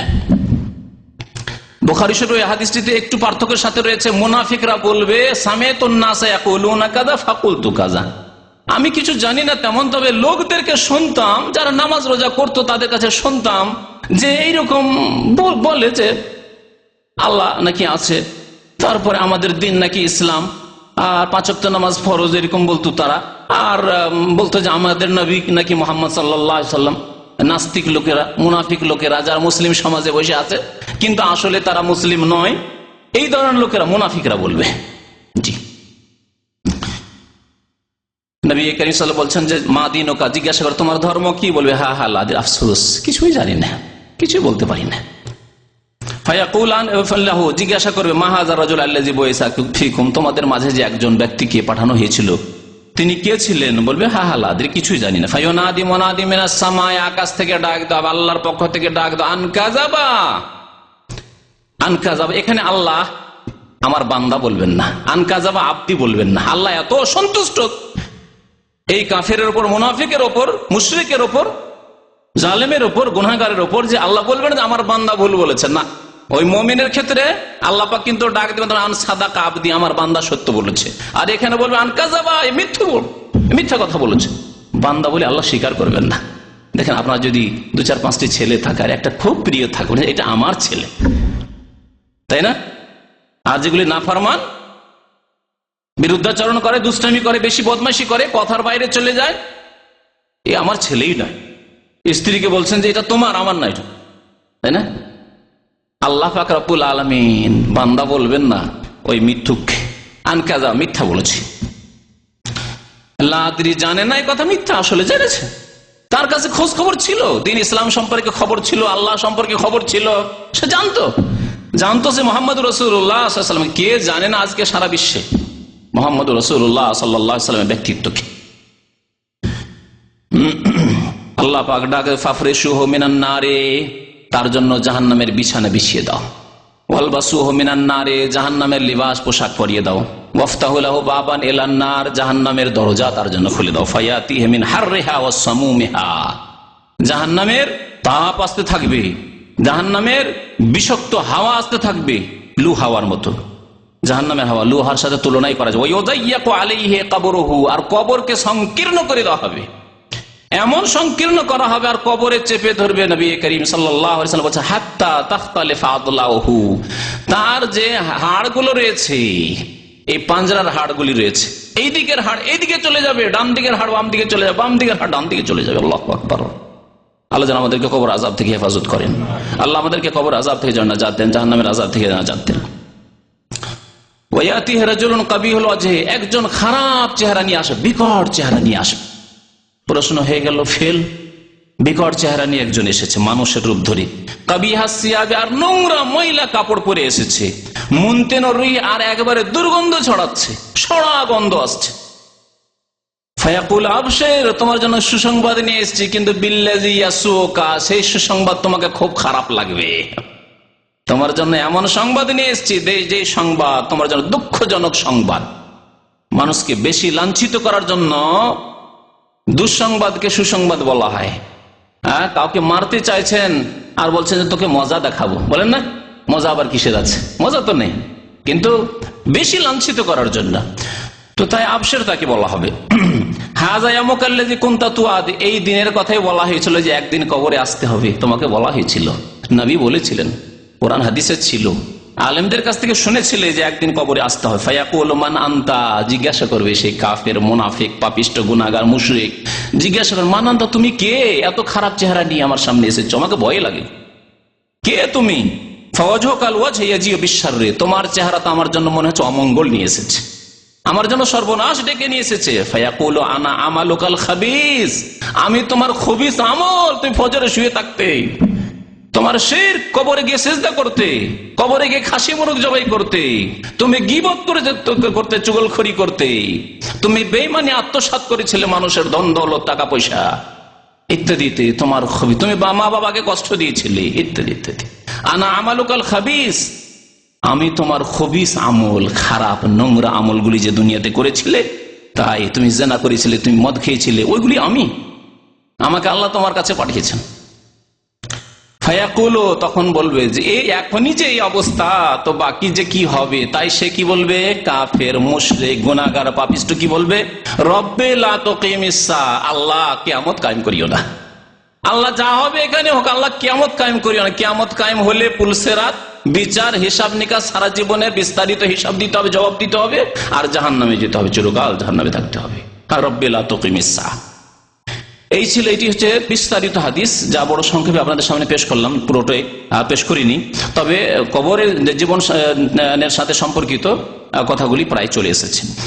আর একটি হাদিস রয়েছে, যে হাদিস দ্বারা আমরা জানতে পারি যে একটি গুরুত্বপূর্ণ বিষয়, যারা মারা যায়, মারা যাওয়ার পরে তাদের আপনজনদের সাথে, পরিচিত ব্যক্তিদের সাথে দেখা সাক্ষাৎ হয় কিনা, অনেকেই প্রশ্ন করেন। এই হাদিসটি নাসাইতে রয়েছে, তাদের সাথে দেখা সাক্ষাৎ হয়, এই হাদিস প্রমাণ করে। নবী করিম সাল্লাল্লাহু আলাইহি ওয়াসাল্লাম এই হাদিসে বলেছেন যে যখন মুমিনের মওতের সময় চলে আসে, তখন রহমতের ফেরেশতা আসসালামু আলাইহি, মুমিনদের আত্মার কাছে, যেখানে কারো বাবা রয়েছে, কারো মা আগেই চলে গেছে, ইন্তেকাল করেছে, রয়েছে দাদা দাদি রয়েছে, নানা নানি রয়েছে, ভাইয়েরা রয়েছে, আত্মীয় স্বজন রয়েছে, কারো স্ত্রী রয়েছে, কারো স্বামী রয়েছে, হয়তো স্ত্রী আগে মারা গেছে, স্ত্রী আগে আছে, পরে স্বামী যাচ্ছে, অথবা স্বামী আগে মারা গেছে, স্বামী চলে গেছে, আর এই বিধবা ইন্তেকাল হওয়ার পরে যাচ্ছে, আপনজনদেরকে পেয়ে গেছে। আর ওয়াহুল মুমিনিন, যদি মুমিন হয় আর নেক আমল থাকে, তাহলে গিয়ে সাক্ষাৎ হচ্ছে ওখানে। বলছেন নবী করিম সাল্লাল্লাহু আলাইহি সাল্লাম এই হাদিসে, যে তারা এত খুশি হয় যে যেমন দীর্ঘদিন কেউ যদি বিদেশে থাকে, অনেকে এখানে প্রবাসী জীবনে, আমরা প্রবাসী জীবনে 5 বছর, 7 বছর, 10 বছর, আমাদের কয়েক ভাই এখানে গেল, ছুটি গেল 10 বছর পরে, 10 বছর পরে দেশে যদি যায়, মা কত খুশি হবে, বাবা কত খুশি হবে, ভাই বোন কত খুশি হবে, কত খুশি হবে।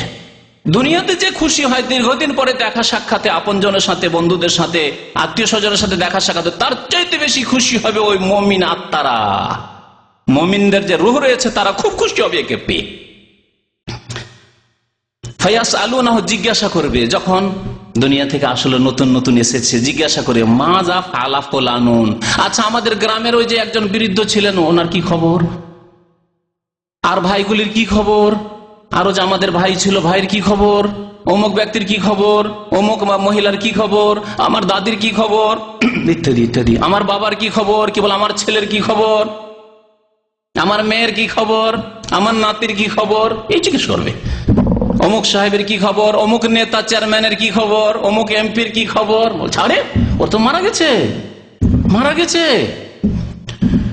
বলছেন নবী করিম সাল্লাল্লাহু আলাইহি ওয়াসাল্লাম, ফায়াসআলুনাহু, আত্মারা জিজ্ঞাসা করে, মাযা ফাআলা ফুলানুন ওয়া ফুলানুন, অমুক অমুকের কি হয়েছে, মাযা ফাআলা ফুলান, ফায়াকুলুনা দাউহু, তারা আবার আপোষে একে অপরকে বলতে লাগবে যে এত তাড়াহুড়া করিও না, এখন ছাড়ো, একটু একটু আরাম তো করতে দাও।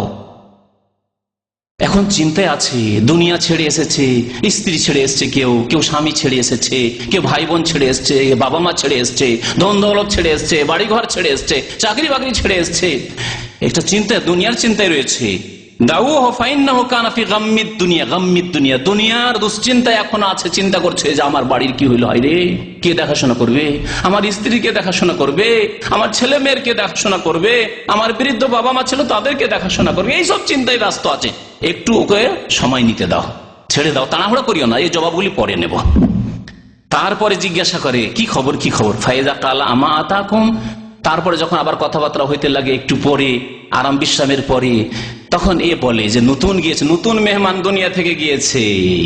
সে বলে, আচ্ছা ও চেয়ারম্যান সাহেব আপনাদের কাছে আসেনি, ওই এমপি আপনাদের কাছে আসেনি, ওই আমার আব্বা আপনাদের কাছে আসেনি, ওই আমার ভাই আপনাদের কাছে আসেনি, অমুকের স্ত্রী আপনাদের কাছে এখানে আসেনি, দেখা সাক্ষাৎ হয়নি? বলছে না, তা তো আসেনি, এখানে কোনো খোঁজ খবর নাই। কালু জোহেবাবে হেলা উম্মে হেলা হাবিয়া, তাহলে বোঝা যাচ্ছে হাবিয়া নামক জাহান্নামে নিয়ে যাওয়া হয়েছে। হাবিয়া জাহান্নামের একটি নাম হচ্ছে, দোজখের নাম হচ্ছে হাবিয়া। যখন এখানে আসেনি চেয়ারম্যান সাহেব, এমপি সাহেব, মিনিস্টার সাহেব এখানে আসেনি, আরে মারা গেছে তো, অনেক দিন হয়ে গেল, আমার আগেই মারা গেছে, আসেনি, তাহলে ও জাহান্নামে চলে গেছে, জাহান্নামে চলে গেছে। তাহলে এর দ্বারা কি বোঝা গেল যে দুনিয়া থেকে যে যায় মেহমান, নতুন মেহমান দুনিয়া থেকে পাড়ি দিয়ে আখেরাতের দিকে যদি মমিন হয়, তাহলে মমিন আত্মার সাথে সাক্ষাৎ হয়। নবী করিম সাল্লাল্লাহু আলাইহি ওয়াসাল্লামের ওই হাদিসটি দ্বারাও এই বিষয়টি আরো প্রমাণিত হয়। একবার ফাতেমা রাদিয়াল্লাহু তাআলা আনহা, নবী করিম সাল্লাল্লাহু আলাইহি ওয়াসাল্লাম মৃত্যু সজ্জায়, ইন্তেকালের পূর্ব মুহূর্তে নবী করিম সাল্লাল্লাহু আলাইহি ওয়াসাল্লাম কানে কানে ফাতেমাকে একটু ইশারা করলেন, তোমার সাথে একটা কথা বলবো। কথা বললেন, একবার যখন কথা বললেন ফাতেমা রাদিয়াল্লাহু তাআলা আনহা তখন কান্না শুরু করলেন, কান্নায় ভেঙে পড়লেন তিনি। নবী করিম সাল্লাল্লাহু আলাইহি ওয়াসাল্লাম আরেকবার ইশারা করলে বললেন যে একটু কথা বলবো। কানটা এগিয়ে নিয়ে গেলেন ফাতেমা রাদিয়াল্লাহু তাআলা আনহা, নবী করিম সাল্লাল্লাহু আলাইহি ওয়াসাল্লাম আরেকবার কথা বলে ফাসাররা, তার সাথে চুপি সুরে কথা বলে কানে কানে কথা বললেন। সাথে সাথে একটু আগে কান্না করছিলেন ফাতেমা রাদিয়াল্লাহু তাআলা, হাসতে শুরু করলেন। এই দৃশ্য মা আয়েশা রাদিয়াল্লাহু তাআলা আনহা দেখছিলেন। তখন জিজ্ঞাসা করেন, নবী করিম সাল্লাল্লাহু আলাইহি ওয়াসাল্লামের ইন্তেকাল হয়ে গেল, দাফন কাফন হয়ে গেল, তারপরে আয়েশা রাদিয়াল্লাহু তাআলা আনহা জিজ্ঞাসা করলেন, প্রথমে জিজ্ঞাসা করেছে, তখন বলেন যে না, নবী করিম সাল্লাল্লাহু আলাইহি ওয়াসাল্লামের একটি সির গোপনীয় বিষয় আল্লাহর নবী কানে কানে বলেছেন, সুতরাং তোমাদেরকে বলবো না। কিন্তু যখন নবী সাল্লাল্লাহু আলাইহি ওয়াসাল্লাম বিদায় নিলেন, তারপরে বারবার করে পিড়াপিড়ি করে জিজ্ঞাসা করা শুরু করলেন, আয়েশা রাদিয়াল্লাহু আনহা, বলো, একবার তুমি কান্না করলে আল্লাহর নবীর কথা শুনে, তোমার আব্বার কথা শুনে, আর একবার তুমি হাসতে লাগলে কেন, হঠাৎ করে কেমন করে তোমার হাসি আসলে বুঝতে পারলাম না। বললেন ফাতেমা যখন রাদিয়াল্লাহু তাআলা আনহা, আমার আব্বা রাসূলুল্লাহ সাল্লাল্লাহু আলাইহি ওয়াসাল্লাম যখন বললেন যে মা আর বাঁচবো না, আমি বেশিক্ষণ বাঁচবো না, থাকবো না, তখন আমি কান্না শুরু করলাম।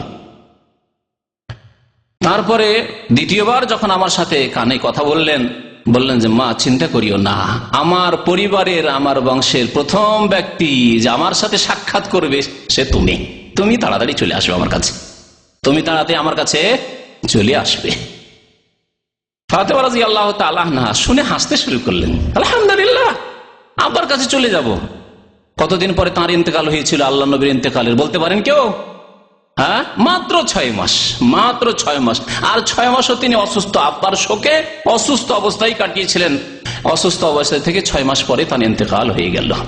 দেখেন, এই বিষয়টি আমি এই জন্যই বলছি আপনাদের সামনে যে আমরা যখন দুনিয়া ছেড়ে যাব, কেউ দুনিয়া ছেড়ে যেতে রাজি নয়, কিন্তু যখন আমরা আখিরাতের দিকটা ভালো করে লক্ষ্য রাখবো, তখন দুনিয়ার উপর মায়া আমাদের তেমন থাকবে না।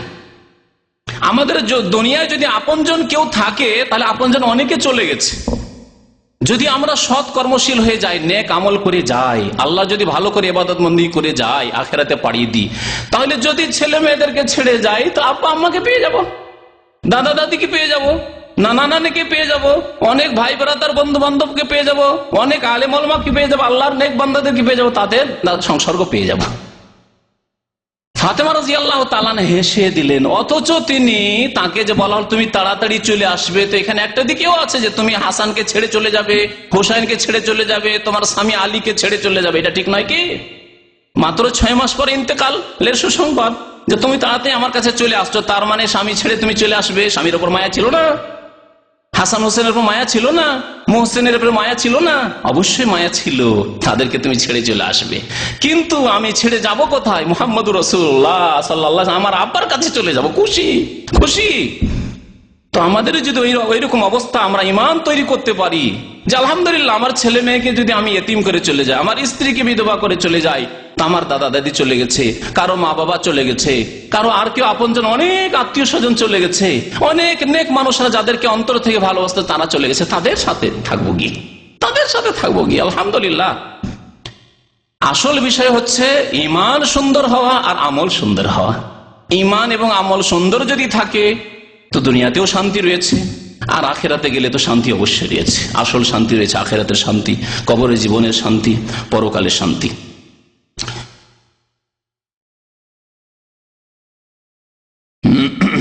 এই হাদিসটি নাসাইতে রয়েছে। তো তারপরে আরেকটি বিষয়, সময় শেষ হতে, আরেকটি বিষয় যেটা বলতে চাইছিলাম সেটা হচ্ছে যে কবরের আযাবের কারণ কি, কেন কবর আযাব হবে। নবী করিম সাল্লাল্লাহু আলাইহি সাল্লামের একটি হাদিসে রয়েছে এর মুখ্য কারণ শিরক। কয়েকটি কবরের পাশ দিয়ে নবী করিম সাল্লাল্লাহু আলাইহি সাল্লাম অতিক্রম করছিলেন, সেখানে আযাব হচ্ছিল, ওহীর মাধ্যমে নবী করিম সাল্লাল্লাহু আলাইহি সাল্লাম জানতে পারলেন। আর তারা ছিল মুশরিক, শিরক করে মারা গেছে।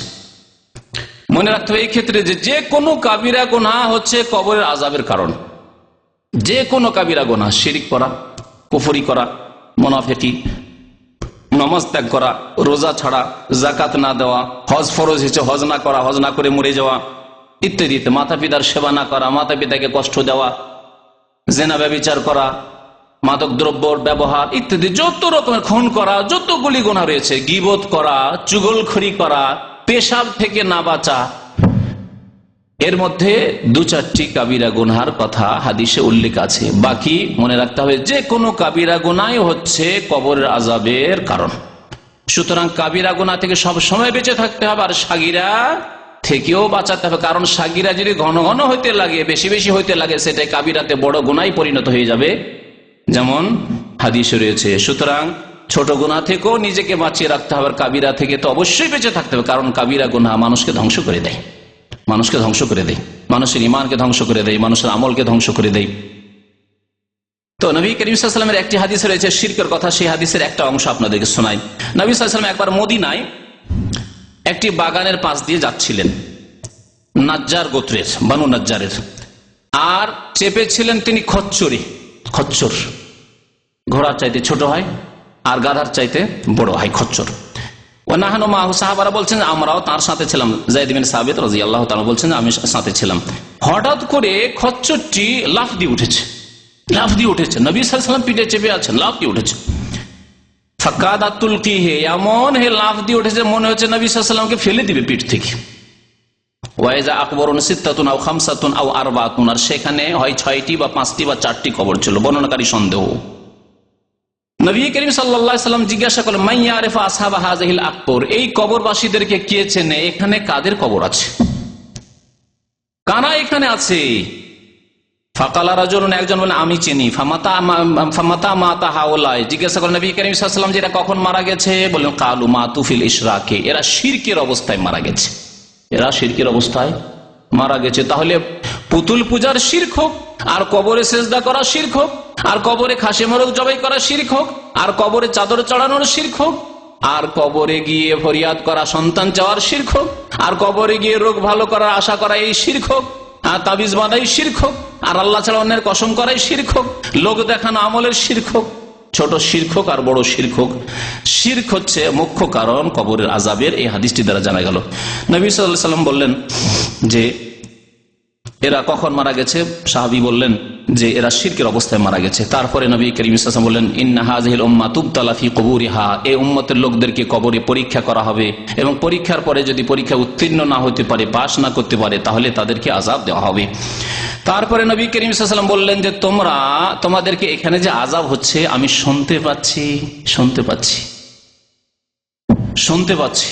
যদি এই আশঙ্কা, এই ভয় না থাকতো যে আমি যদি আজকে তোমাদেরকে শুনিয়ে দিই তো তোমরা কাউকে দাফনই করবে না, ভয়া দাফন করে ছেড়ে দিবে, লাশকে মাটিতে রেখে ফেলে দিবে, যে মাটির নিচে দিবই না, বাবা মারা গেছে মাটির উপর ফেলে রেখে দিবেন, পচবে সরবে। মা মারা গেছে রেখে দিবেন, স্ত্রী মারা গেছে রেখে দিবেন, স্বামী মারা গেছে রেখে দিবেন ভয়ে।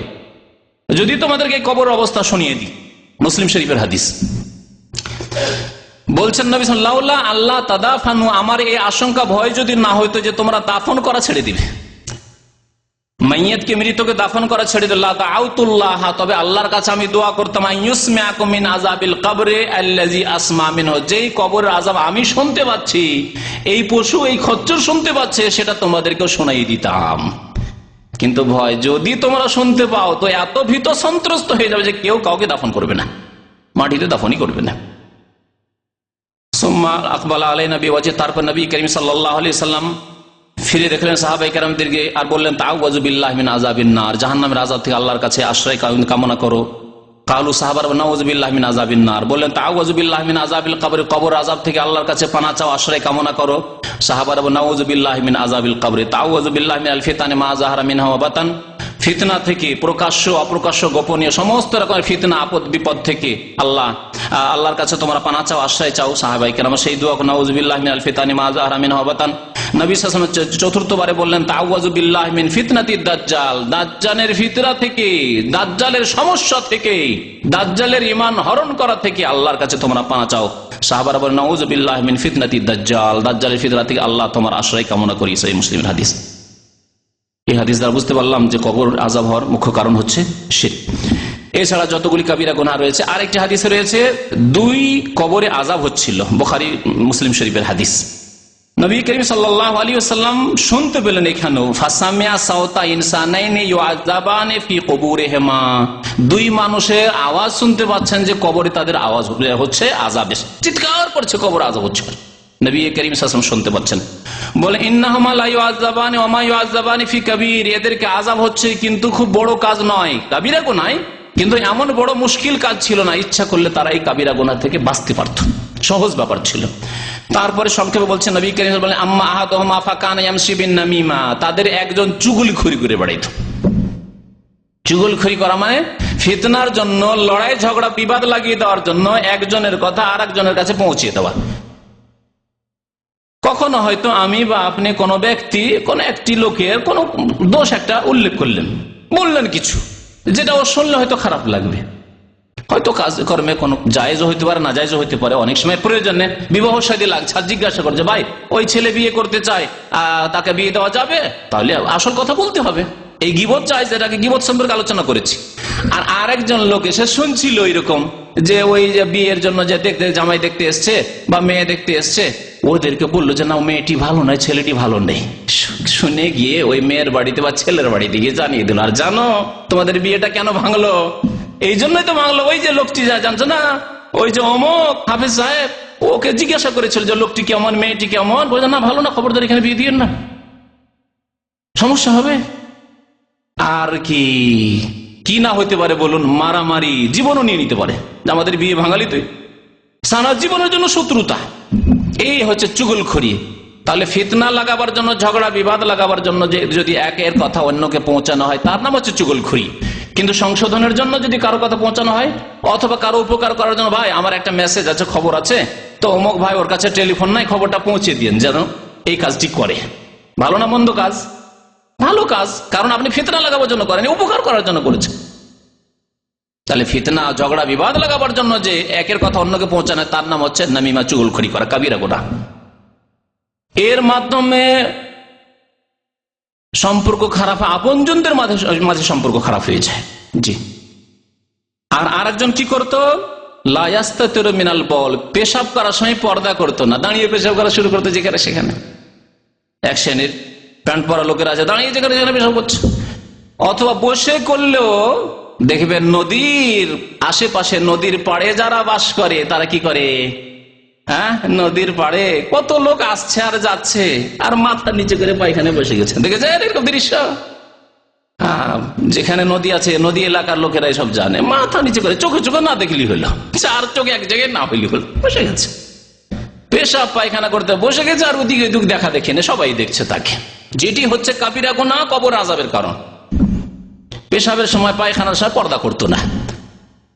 আর একটি হাদিস লা ইয়াস্তানজিহু মিন বাউলিহি, নিজের পেশাব থেকে বাঁচত না, পেশাব করার সময় শক্ত মাটি দিয়ে পেশাব করতে শুরু করলো, পেশাব ছিটে সে কাপড়ে পড়লো, পায়ে পড়লো, ওই অবস্থায় থেকে গেল। নামাজ পড়লো, ওই অবস্থায় তো নামাজ পড়লো। আর যারা বেনামাজি তাদের তার পরোয়াই নেই, যারা নামাজ পড়ে না তাদের তার পরোয়াই নেই, পেশাব গায়ে পড়লেই কি আর কাপড়ে পড়লেই কি, বরং তাদের প্যান্ট খারাপ থাকলেই সুবিধা, তাই না? তাদের কাপড় খারাপ থাকলেই সুবিধা। কারণ আমাদের দেশের বেনামাজিরা কুটুম বাড়ি গেলে, আত্মীয় স্বজনের বাড়ি গেলে, যদি নামাজি বাড়িতে যায়, দিনদার বাড়িতে, আমি দেখেছি আমার এক চাচাতো মামা, দূরের মামা, কোনো কাজে এসছে, আর আমার আব্বা খুব শক্ত মানুষ ছিল, ও পানি দিবেই দিবে, যতই বেনামাজি হোক পানি দিতে হবে, আমাদেরকে হুকুম করতে পানি দিয়ে আসো। পানি দিতে মামা নামাজ পড়বো না, তা আমাকে তো বলেই দিল আমি নামাজ পড়বো না। আমার আব্বা বলছে নামাজ পড়েন, বলছে কাপড় খারাপ। তো বেনামাজিদের আমাদের দেশে কাপড়ই খারাপ থাকে সব সময়। মহিলাদের তো মাসে 5 দিন খারাপ থাকে, আর বেনামাজিদের সারা মাস সারা জীবন খারাপ থাকে, সারা জীবন খারাপ থাকে এদের, ঠিক না? সব সময় বলবে যেখানে যাক না নামাজ পড়ো, বলছে কাপড় খারাপ। এদের কাপড় সবসময় খারাপ থাকে, কি বইতে থাকে আল্লাহ জানে।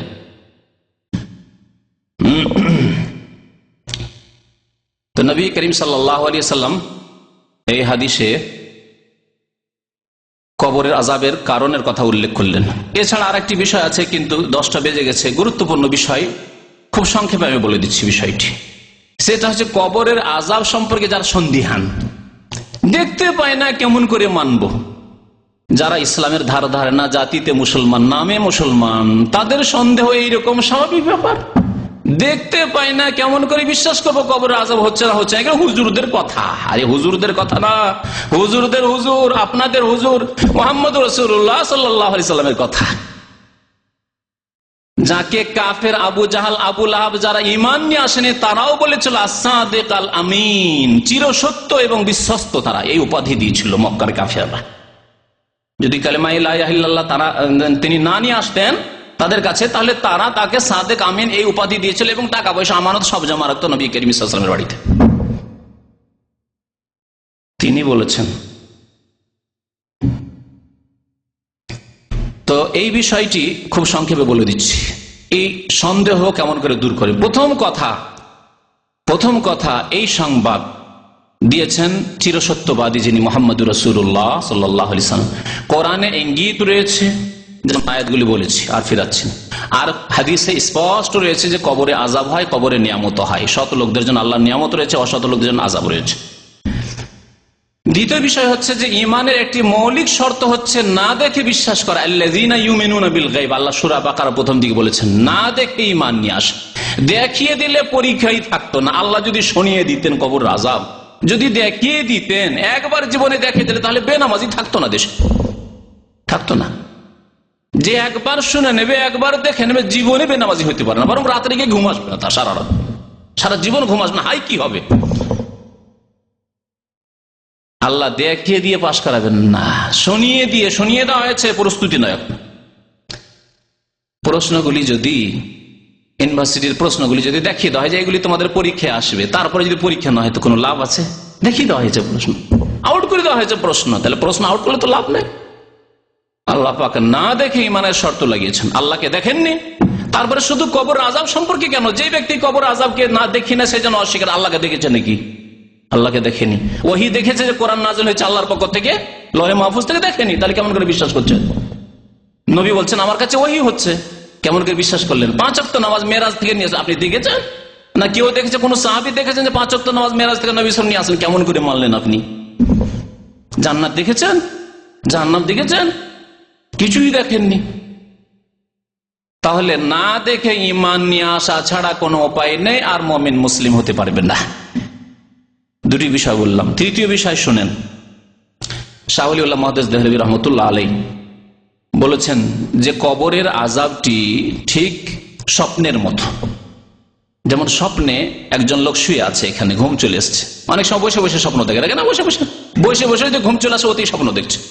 একজন লোক এখানে শুয়ে আছে আর সে বিভিন্ন দৃশ্য স্বপ্নে দেখছে, আর পাশে লোকেরা বসে আছে, কিছুই বুঝতে পারছে না। হয়তো ভালো দেখছে, মায়ের সাথে দেখা হয়ে গেল, বাবার সাথে দেখা হয়ে গেল, স্ত্রীর সাথে দেখা সাক্ষাৎ হয়ে গেল, ছেলে মেয়েদের সাথে আদর সবকিছু হয়ে গেল। এটা হইতে পারে, ভালো হইতে পারে, আবার মন্দ হইতে পারে।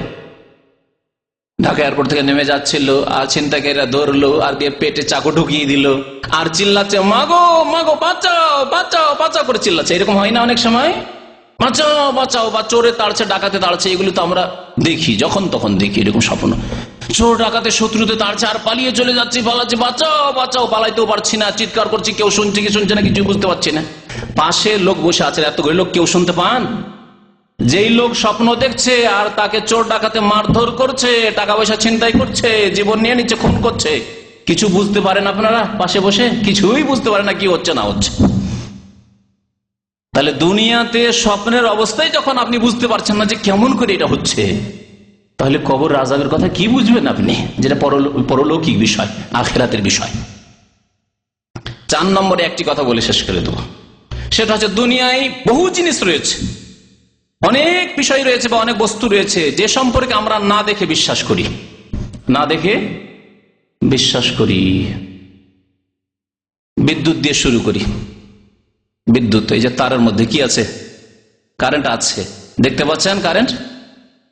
আচ্ছা, এখন না হয় লাইট জ্বলছে, লাইট যদি না জ্বলে, এমনি কারেন্টের তার, বিশ্বাস করছেন না করছেন না যে এতে কি আছে?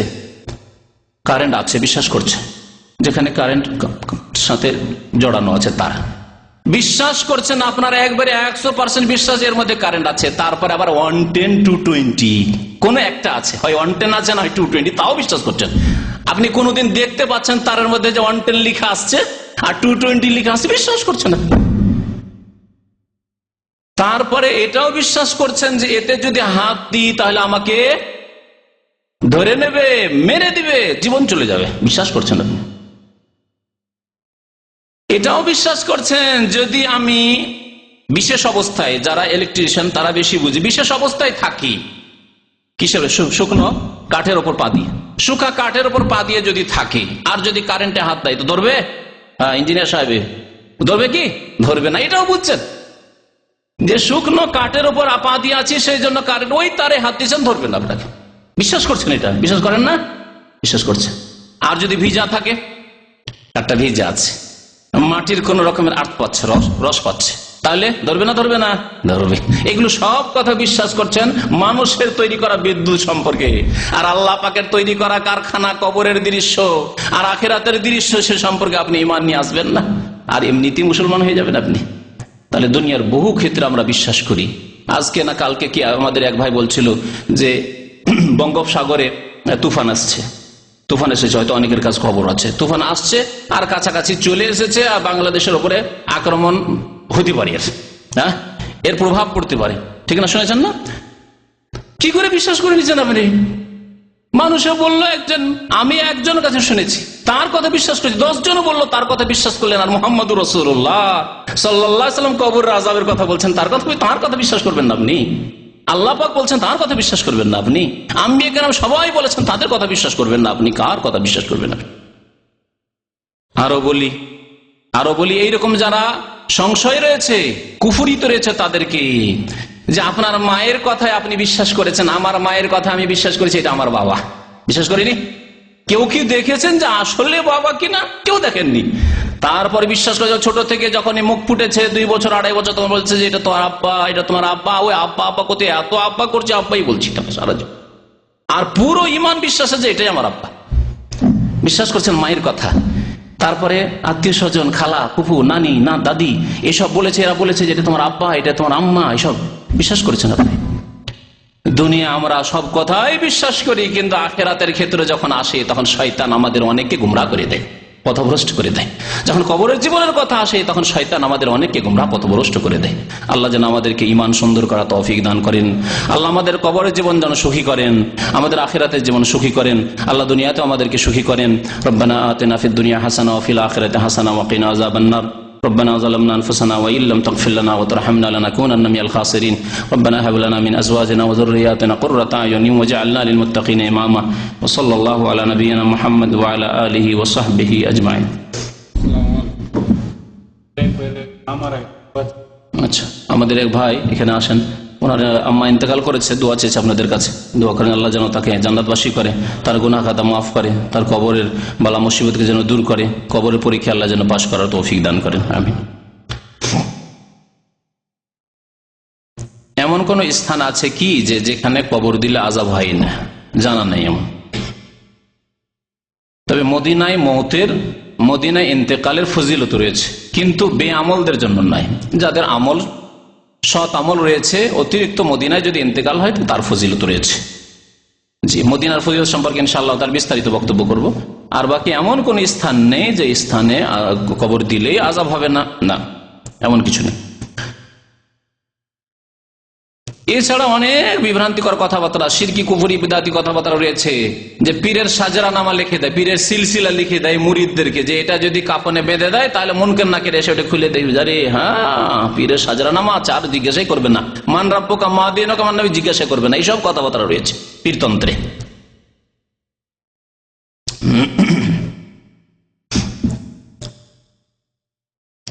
বিশেষ কোন ব্যক্তির কবরকে কি কবর বলবো না? না, প্রত্যেকের কবর কবর। আমি একটি বিষয় আছে, দীর্ঘদিন আগের আলোচনা আছে, নবী করিম সাল্লাল্লাহু আলাইহি ওয়াসাল্লামের কবরকেও সাহাবায়ে কেরাম সবাই কবর বলতেন। আবু বকরের কবরকে কবর বলতেন, ওমরের কবরকে কবর বলতেন, সবার কবরকে কবর বলতেন। সুতরাং আল্লাহর নবীর কবরকে রওজায়ে পাক বলা বিদআতি কথা, আর পীরদের কবরগুলিকে মাজার বলা বিদআতি কথা, আর গরিব মিসকিনদের কবরগুলিকে কবর বলা শুধু ভ্রান্ত কথাই। সবগুলি কবর, সবগুলি কবর। জি, কবরে আজান দিলে নাকি আযাব হয় না? হ্যাঁ, এটি নতুন মতবাদ আহমদ রেজা খান বেরেলভী ভারত থেকে চালু করেছে, আজকে থেকে প্রায় 40 থেকে 50 বছর আগে। আর তার একটা ছোট্ট পুস্তিকা আছে, আজানুল কবর। আর এই মুশরিক বিদআতি যে কবর পূজাকে ধর্ম বানিয়েছে, সে কোরআন এবং হাদিসকে বিকৃত করে বলছে যে কোরআন হাদিসে আছে কবরে সিজদা করার কথা, কবরওয়ালার কাছে দোয়া করার কথা। এই দলটি বাংলাদেশে বিভিন্ন জায়গায় আছে, যারা নিজেদেরকে রেজভি বলে অথবা সুন্নি বলে, আহলে সুন্নাত ওয়াল জামাত বলে, কিন্তু তারা আহমদ রেজা খানের উম্মত। তাদের আকীদা যে কবরে আজান দিতে হবে, নবী করিম সাল্লাল্লাহু আলাইহি ওয়াসাল্লাম থেকে কোনো এর প্রমাণ নেই। আমার সময় বেশি হয়ে যাচ্ছে, না হলে আমি বলতাম। আমার ছাত্র জীবনের শেষ বছর ছিল, দাওরাতে পড়াশোনা করতাম, তখন একবার ওইরকম এক বিদআতি মোল্লা, কোন আলেম না, আধা মুন্সি আর কি। তো মুন্সি এসে এক গ্রামে কবরে আজান দিতে শুরু করেছে, ওই বেরেলভী এলাকায় এসেছে, আজান দিতে শুরু করেছে। তারপরে ওখানকার শিক্ষিত লোকেরা ছিল, যারা নতুন লেগেছে, যদিও তারা বেরেলভী, তবু নতুন লেগেছে, প্রথম ওই এলাকায় আজান হয়েছে, তখন ওরা দৌড় দিয়ে চলে এসেছে আমাদের ওই মাদ্রাসা, যে মাদ্রাসা আমি ফারিগ হই। 1982 বা 81 ঘটনা, 1981 অথবা 82 ঘটনা। তো তারপরে আমাদের এক ওস্তাদ গেলেন, তার সাথে আমাকে নিলেন, যে বুখারী মুসলিম এগুলো হাদিসগুলো নিয়ে যেতে হবে। আর আমি আলহামদুলিল্লাহ পড়াশোনা ভালো বলছে, একটা ছেলে নিয়ে আর একজন ওস্তাদ গেলাম ওখানে। ওরা জানতে পেরেছে যে আলেম আনতে গিয়েছে, তার আগেও মোল্লা পালিয়ে গেছে নেই। তো ওই গ্রামে গিয়ে আলোচনা হইলো, আর সেখানে হাদিসগুলো খুলে দেখানো হলো। আজান শুধু নবজাত সন্তান, যে নতুন জন্ম হয়েছে বাচ্চার, এই শিশুর কানে আজান দেওয়ার হাদিস আছে। এছাড়া নামাজের আজান আছে, আর কোনো আজান নেই। আমাদের ঝড় তুফানে আজান দেয়, তাই না? ঝড় তুফানে আজান, যখন ঝড় তুফান ঘূর্ণিঝড় হয়, কত যে ছোট কালে আজান দিয়েছি। আমার আব্বা আজান দিতেন, কিন্তু আমার মামার বাড়িতে দেখতাম মামাতো ভাইরা আজান দিচ্ছে, সবাই আজান দিচ্ছে, আমিও আজান দিতাম। এসব বিদআতি কাজ, সব বিদআতি কাজ। কবরে কোনো আজান নেই। কবর যদি সুন্দর করে খনন করা হয়, সেটা নাকি সৎ লোকের আলামত। কেমন কথা? সুন্দর করে খনন মানে কবর খনন করতে গিয়ে যদি ভুসড়ি না পড়ে, এটা বলতে চাইছেন মনে হয় নাকি? না, এমন কিছু নাই। নরম মাটি থাকলে, বর্ষাকাল থাকলে, আর ইন্ডিয়া বাংলাদেশের জমি হলে এমনিতে ভালো ভালো সৎ মানুষের কবর ভুসে পড়বে। মাটি কি আর কি বুঝবে যে এটা সৎ লোকের কবর? তা ভুসলিতে হবে না, আর অসৎ লোকের তো ভুসলে যেতে হবে। ওর যেটা কাজ করবে। আর যদি কবর ভেঙে পড়ে যায় অথবা পানি উঠে, তা না অসৎ হওয়ার কারণ না, এসব মিথ্যা কথা, সব ভুল কথা, ভুল কথা। বর্ষাকাল যখন থাকবে উঁচু জায়গায় কবর দেন, এবং কবরস্থানে কবর দেন। কবরস্থানে একটু উঁচু জায়গায় করেন, নিচু জায়গায় যাতে না হয়। আল্লাহর ওলি যদি কবরের পাশ দিয়ে যায়, তখন নাকি আযাব হয় না, ডাহা মিথ্যা কথা, ডাহা মিথ্যা কথা। নবী করিম সাল্লাল্লাহু আলাইহি ওয়াসাল্লাম চাইতে আল্লাহর বড় ওলি কে ছিল? ওলি মানে দোস্ত। তো আল্লাহর অন্তরঙ্গ বন্ধু, ওলির চাইতে বড় উপাধি হচ্ছে খলিল। খালিল মানে অন্তরঙ্গ বন্ধু, খালিল মানে অন্তরঙ্গ বন্ধু। আল্লাহ পাক মাত্র 2 নবীকে খলিল বলেছেন, আর কাউকে খলিল বলেননি। ইব্রাহিম আলাইহিস সালাম আর মোহাম্মদ রসুল্লাহ সাল্লাম, মোহাম্মদ রসুল্লাহ হাদিস তো পড়ে শোনাইলাম, মুসলিম শরীফের হাদিস, যে 6টি কবর বা 5টি কবর ছিল বা 4টি কবর ছিল, আর সেখান দিয়ে যাচ্ছেন নবী করিম সাল্লাল্লাহু আলাইহি ওয়াসাল্লাম, আর আরেকটি ঘটনায় 2টি কবর ছিল, তাদের আযাব হচ্ছে। আল্লাহর নবী, দুনিয়ার সবচেয়ে বড় ওলি, আল্লাহর অন্তরঙ্গ খালিল, তিনি যাচ্ছেন আর কবর আযাব হচ্ছে, বন্ধ হচ্ছে না। তাহলে এসব ভণ্ড ওলি যারা ওলিয়া ও শয়তান কিন্তু নিজে ওলি দাবি করে বসে আছে, তাদের ফজিলত কোত্থেকে পেলেন আপনি? সত্যিকার ওলি যদি এই উম্মতের হয়, শ্রেষ্ঠ ওলি আবু বকর সিদ্দিক, আবু বকর, ওমর, ওসমান, আলী। এইভাবে ওলি চিনতে শেখেন, ওলিকে চেনেন এবং তাদের সাথে মহব্বত করুন এবং তাদের অনুসরণ করুন, তাদের পথে চলুন। আর ভণ্ডদেরকে ওলি বানিয়ে বসে আছেন।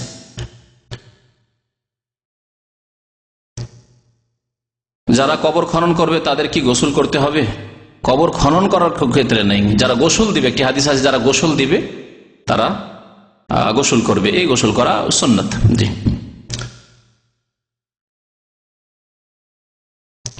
যদি কেউ কবরের পাশে কাঁচা ডাল বা গাছ লাগিয়ে দেয় তাহলে কি আযাব কম হবে? না।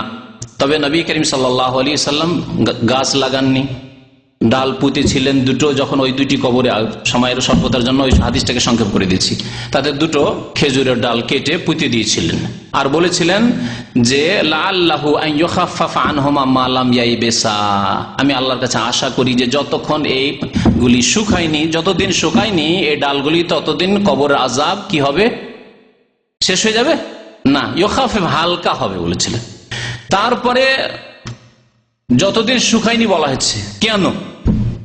কে বলছে যে তসবিহ তাহলিল করতে আছে সেজন্য? এটা নিজের আবিষ্কার, নবী সাল্লাল্লাহু আলাইহি ওয়াসাল্লাম কথা বলেননি, কিন্তু এটা নিজের আবিষ্কার। অনেকে এই ব্যাখ্যা করতে চেষ্টা করেছে যে যেহেতু ডাল তসবিহ করছে সেজন্য যতক্ষণ তসবিহ হইতে থাকবে ততক্ষণ কি হবে? আযাব হালকা হবে। আপনাদেরকে একটা জিজ্ঞাসা করি এর খণ্ডন করার জন্য, শুধু কাঁচা জিনিসই তসবিহ করে, শুকা জিনিস তসবিহ করে না? বলুন। আল্লাহ কোরআনে কি বলেছেন? ওয়াইন মিন শাইইন ইল্লা ইউসাব্বিহু বিহামদি, পৃথিবীতে যে কোনো বস্তু, তো বস্তু শুকাও হয় কাঁচাও হয়। তাহলে পিলারও তসবিহ করছে, মাইকও তসবিহ করছে, স্ট্যান্ডও তসবিহ করছে, লাইটও তসবিহ করছে, মানুষও তসবিহ করছে, জিনও তসবিহ করছে, ঘড়িও তসবিহ করছে, চন্দ্র সূর্যও তসবিহ করছে, পাহাড় পর্বত, শুকনো পাথর তাও তসবিহ করছে। ওয়াইন মিন শাইইন ইল্লা ইউসাব্বিহু বিহামদি, শুকা ডালও তসবিহ করছে, কাঁচা ডালও তসবিহ করছে, পাতাও তসবিহ করছে, শুকা পাতাও তসবিহ, সব তসবিহ করছে, কাপড়ও তসবিহ করছে। আল্লাহর কথা এটি সত্য। ওয়াইন মিন শাইইন ইল্লা, আর সত্য কেন? নবী করিম সাল্লাল্লাহু আলাইহি ওয়াসাল্লামের হাতে মুঠে, এটি একটি মুজিজা, নবী সাল্লাল্লাহু আলাইহি ওয়াসাল্লামের হাতে মুঠে নিতেন নবী সাল্লাল্লাহু আলাইহি ওয়াসাল্লাম এই পাথরগুলি, পাথর হাতে নিতেন আর তসবিহ শুনতে পেতেন নবী সাল্লাল্লাহু আলাইহি ওয়াসাল্লাম। সুবহানাল্লাহ, সুবহানাল্লাহ, সুবহানাল্লাহ, আল্লাহু আকবার। এই হচ্ছে নবী সাল্লাল্লাহু আলাইহি ওয়াসাল্লামের মুজিজা। তাহলে পাথরে কি রস আছে নাকি? পাথরে তসবিহ নবী সাল্লাল্লাহু আলাইহি ওয়াসাল্লাম শুনতে পেতেন। ওয়াইন মিন শাইইন ইল্লা ইউসাব্বিহু বিহামদি, এমন কিছু নেই পৃথিবীতে যে তসবিহ করে না। ওয়ালাকিন লা তাফকাহুনা তাসবিহ, কিন্তু তোমরা তাদের তসবিহ বুঝো না। কেমন করে? মাইক কেমন করে তসবিহ করছে, কাপড়ে কেমন করে তসবিহ করছে, লোহাতে কেমন করে তসবিহ করছে, বুঝেন না আপনি, আল্লাহ জানেন। তাহলে বোঝা গেল যে এই তসবির কারণে কবর আযাব হালকা হয়েছে, এই ব্যাখ্যা ভুল ব্যাখ্যা। বোঝা গেল না? তাহলে কি সহি ব্যাখ্যা কি? তাহলে সেটা শুনেন। সহি ব্যাখ্যা হচ্ছে যে যেহেতু এরা গুনাহগার, সেজন্য চিরকাল কবর আযাব হালকা হবে না।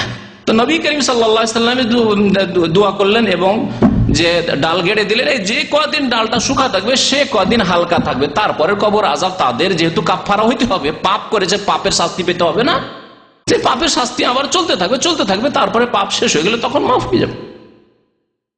পাপের শাস্তি যখন শেষ হয়ে যাবে তখন মাফ হয়ে যাবে, হালকা হয়ে যাবে। এই জন্য একটি কথা বলতে গিয়ে ছুটে গেছে, সেটা আবার বলে দিচ্ছি যে কবর আযাব, শুরুতে বলেছিলাম কবর আযাব 2 প্রকার, এক হচ্ছে স্থায়ী আযাব আর একটা হচ্ছে অস্থায়ী আযাব। স্থায়ী আযাব কাফের, মুশরিক, মুনাফিকের জন্য, আর যারা ইসলাম বিনষ্টকারী কোনো কাজ, এর আগে 2 সপ্তাহ আগে বক্তব্য করেছি, ইসলাম নষ্ট করে দিল যারা, বেনামাজি, ইসলামের কোনো কিছু অস্বীকার করলো, কবর আযাবকে অস্বীকার করলো, কাফের হয়ে গেল। জি, এইরকম যারা কুফরি কাজ করলো, নামাজ ছেড়ে দিয়ে কুফরি কাজ করলো, তাদের জন্য চিরকাল আযাব হবে। আর বাকি যারা এমনি অন্য গুনাহগার, কাবিরা গুনাহ, তাদের চিরকাল কবর আযাব হবে না, দীর্ঘকাল হবে, কারো এক কাল হবে, কিছু কাল হবে, তারপরে যখন তার গুনহার তার শাস্তি হয়ে গেছে তখন তাকে সাধারণ অবস্থায় ফিরিয়ে দেওয়া, মুমিন যেহেতু, তখন আর কবর আযাব হবে না, কবর আযাব বন্ধ হয়ে যাবে। এই হচ্ছে দ্বিতীয় প্রকার কবর আযাব। আল্লাহ যেন আমাদেরকে বোঝার এবং আমল করার তৌফিক দান করেন। আল্লাহ পাক রব্বুল সহি রাস্তায় আমাদেরকে চলার যেন তৌফিক দান করেন। আল্লাহ পাক রব্বুল আলামিন যেন দুনিয়ায় সুখী করেন, আখিরাতে সুখী করেন। সুবহান রাব্বিকা রাব্বিল ইজ্জাতি আম্মা ইয়াসিফুন ওয়া সালামুন আলাল মুরসালিন ওয়ালহামদুলিল্লাহি রাব্বিল আলামিন।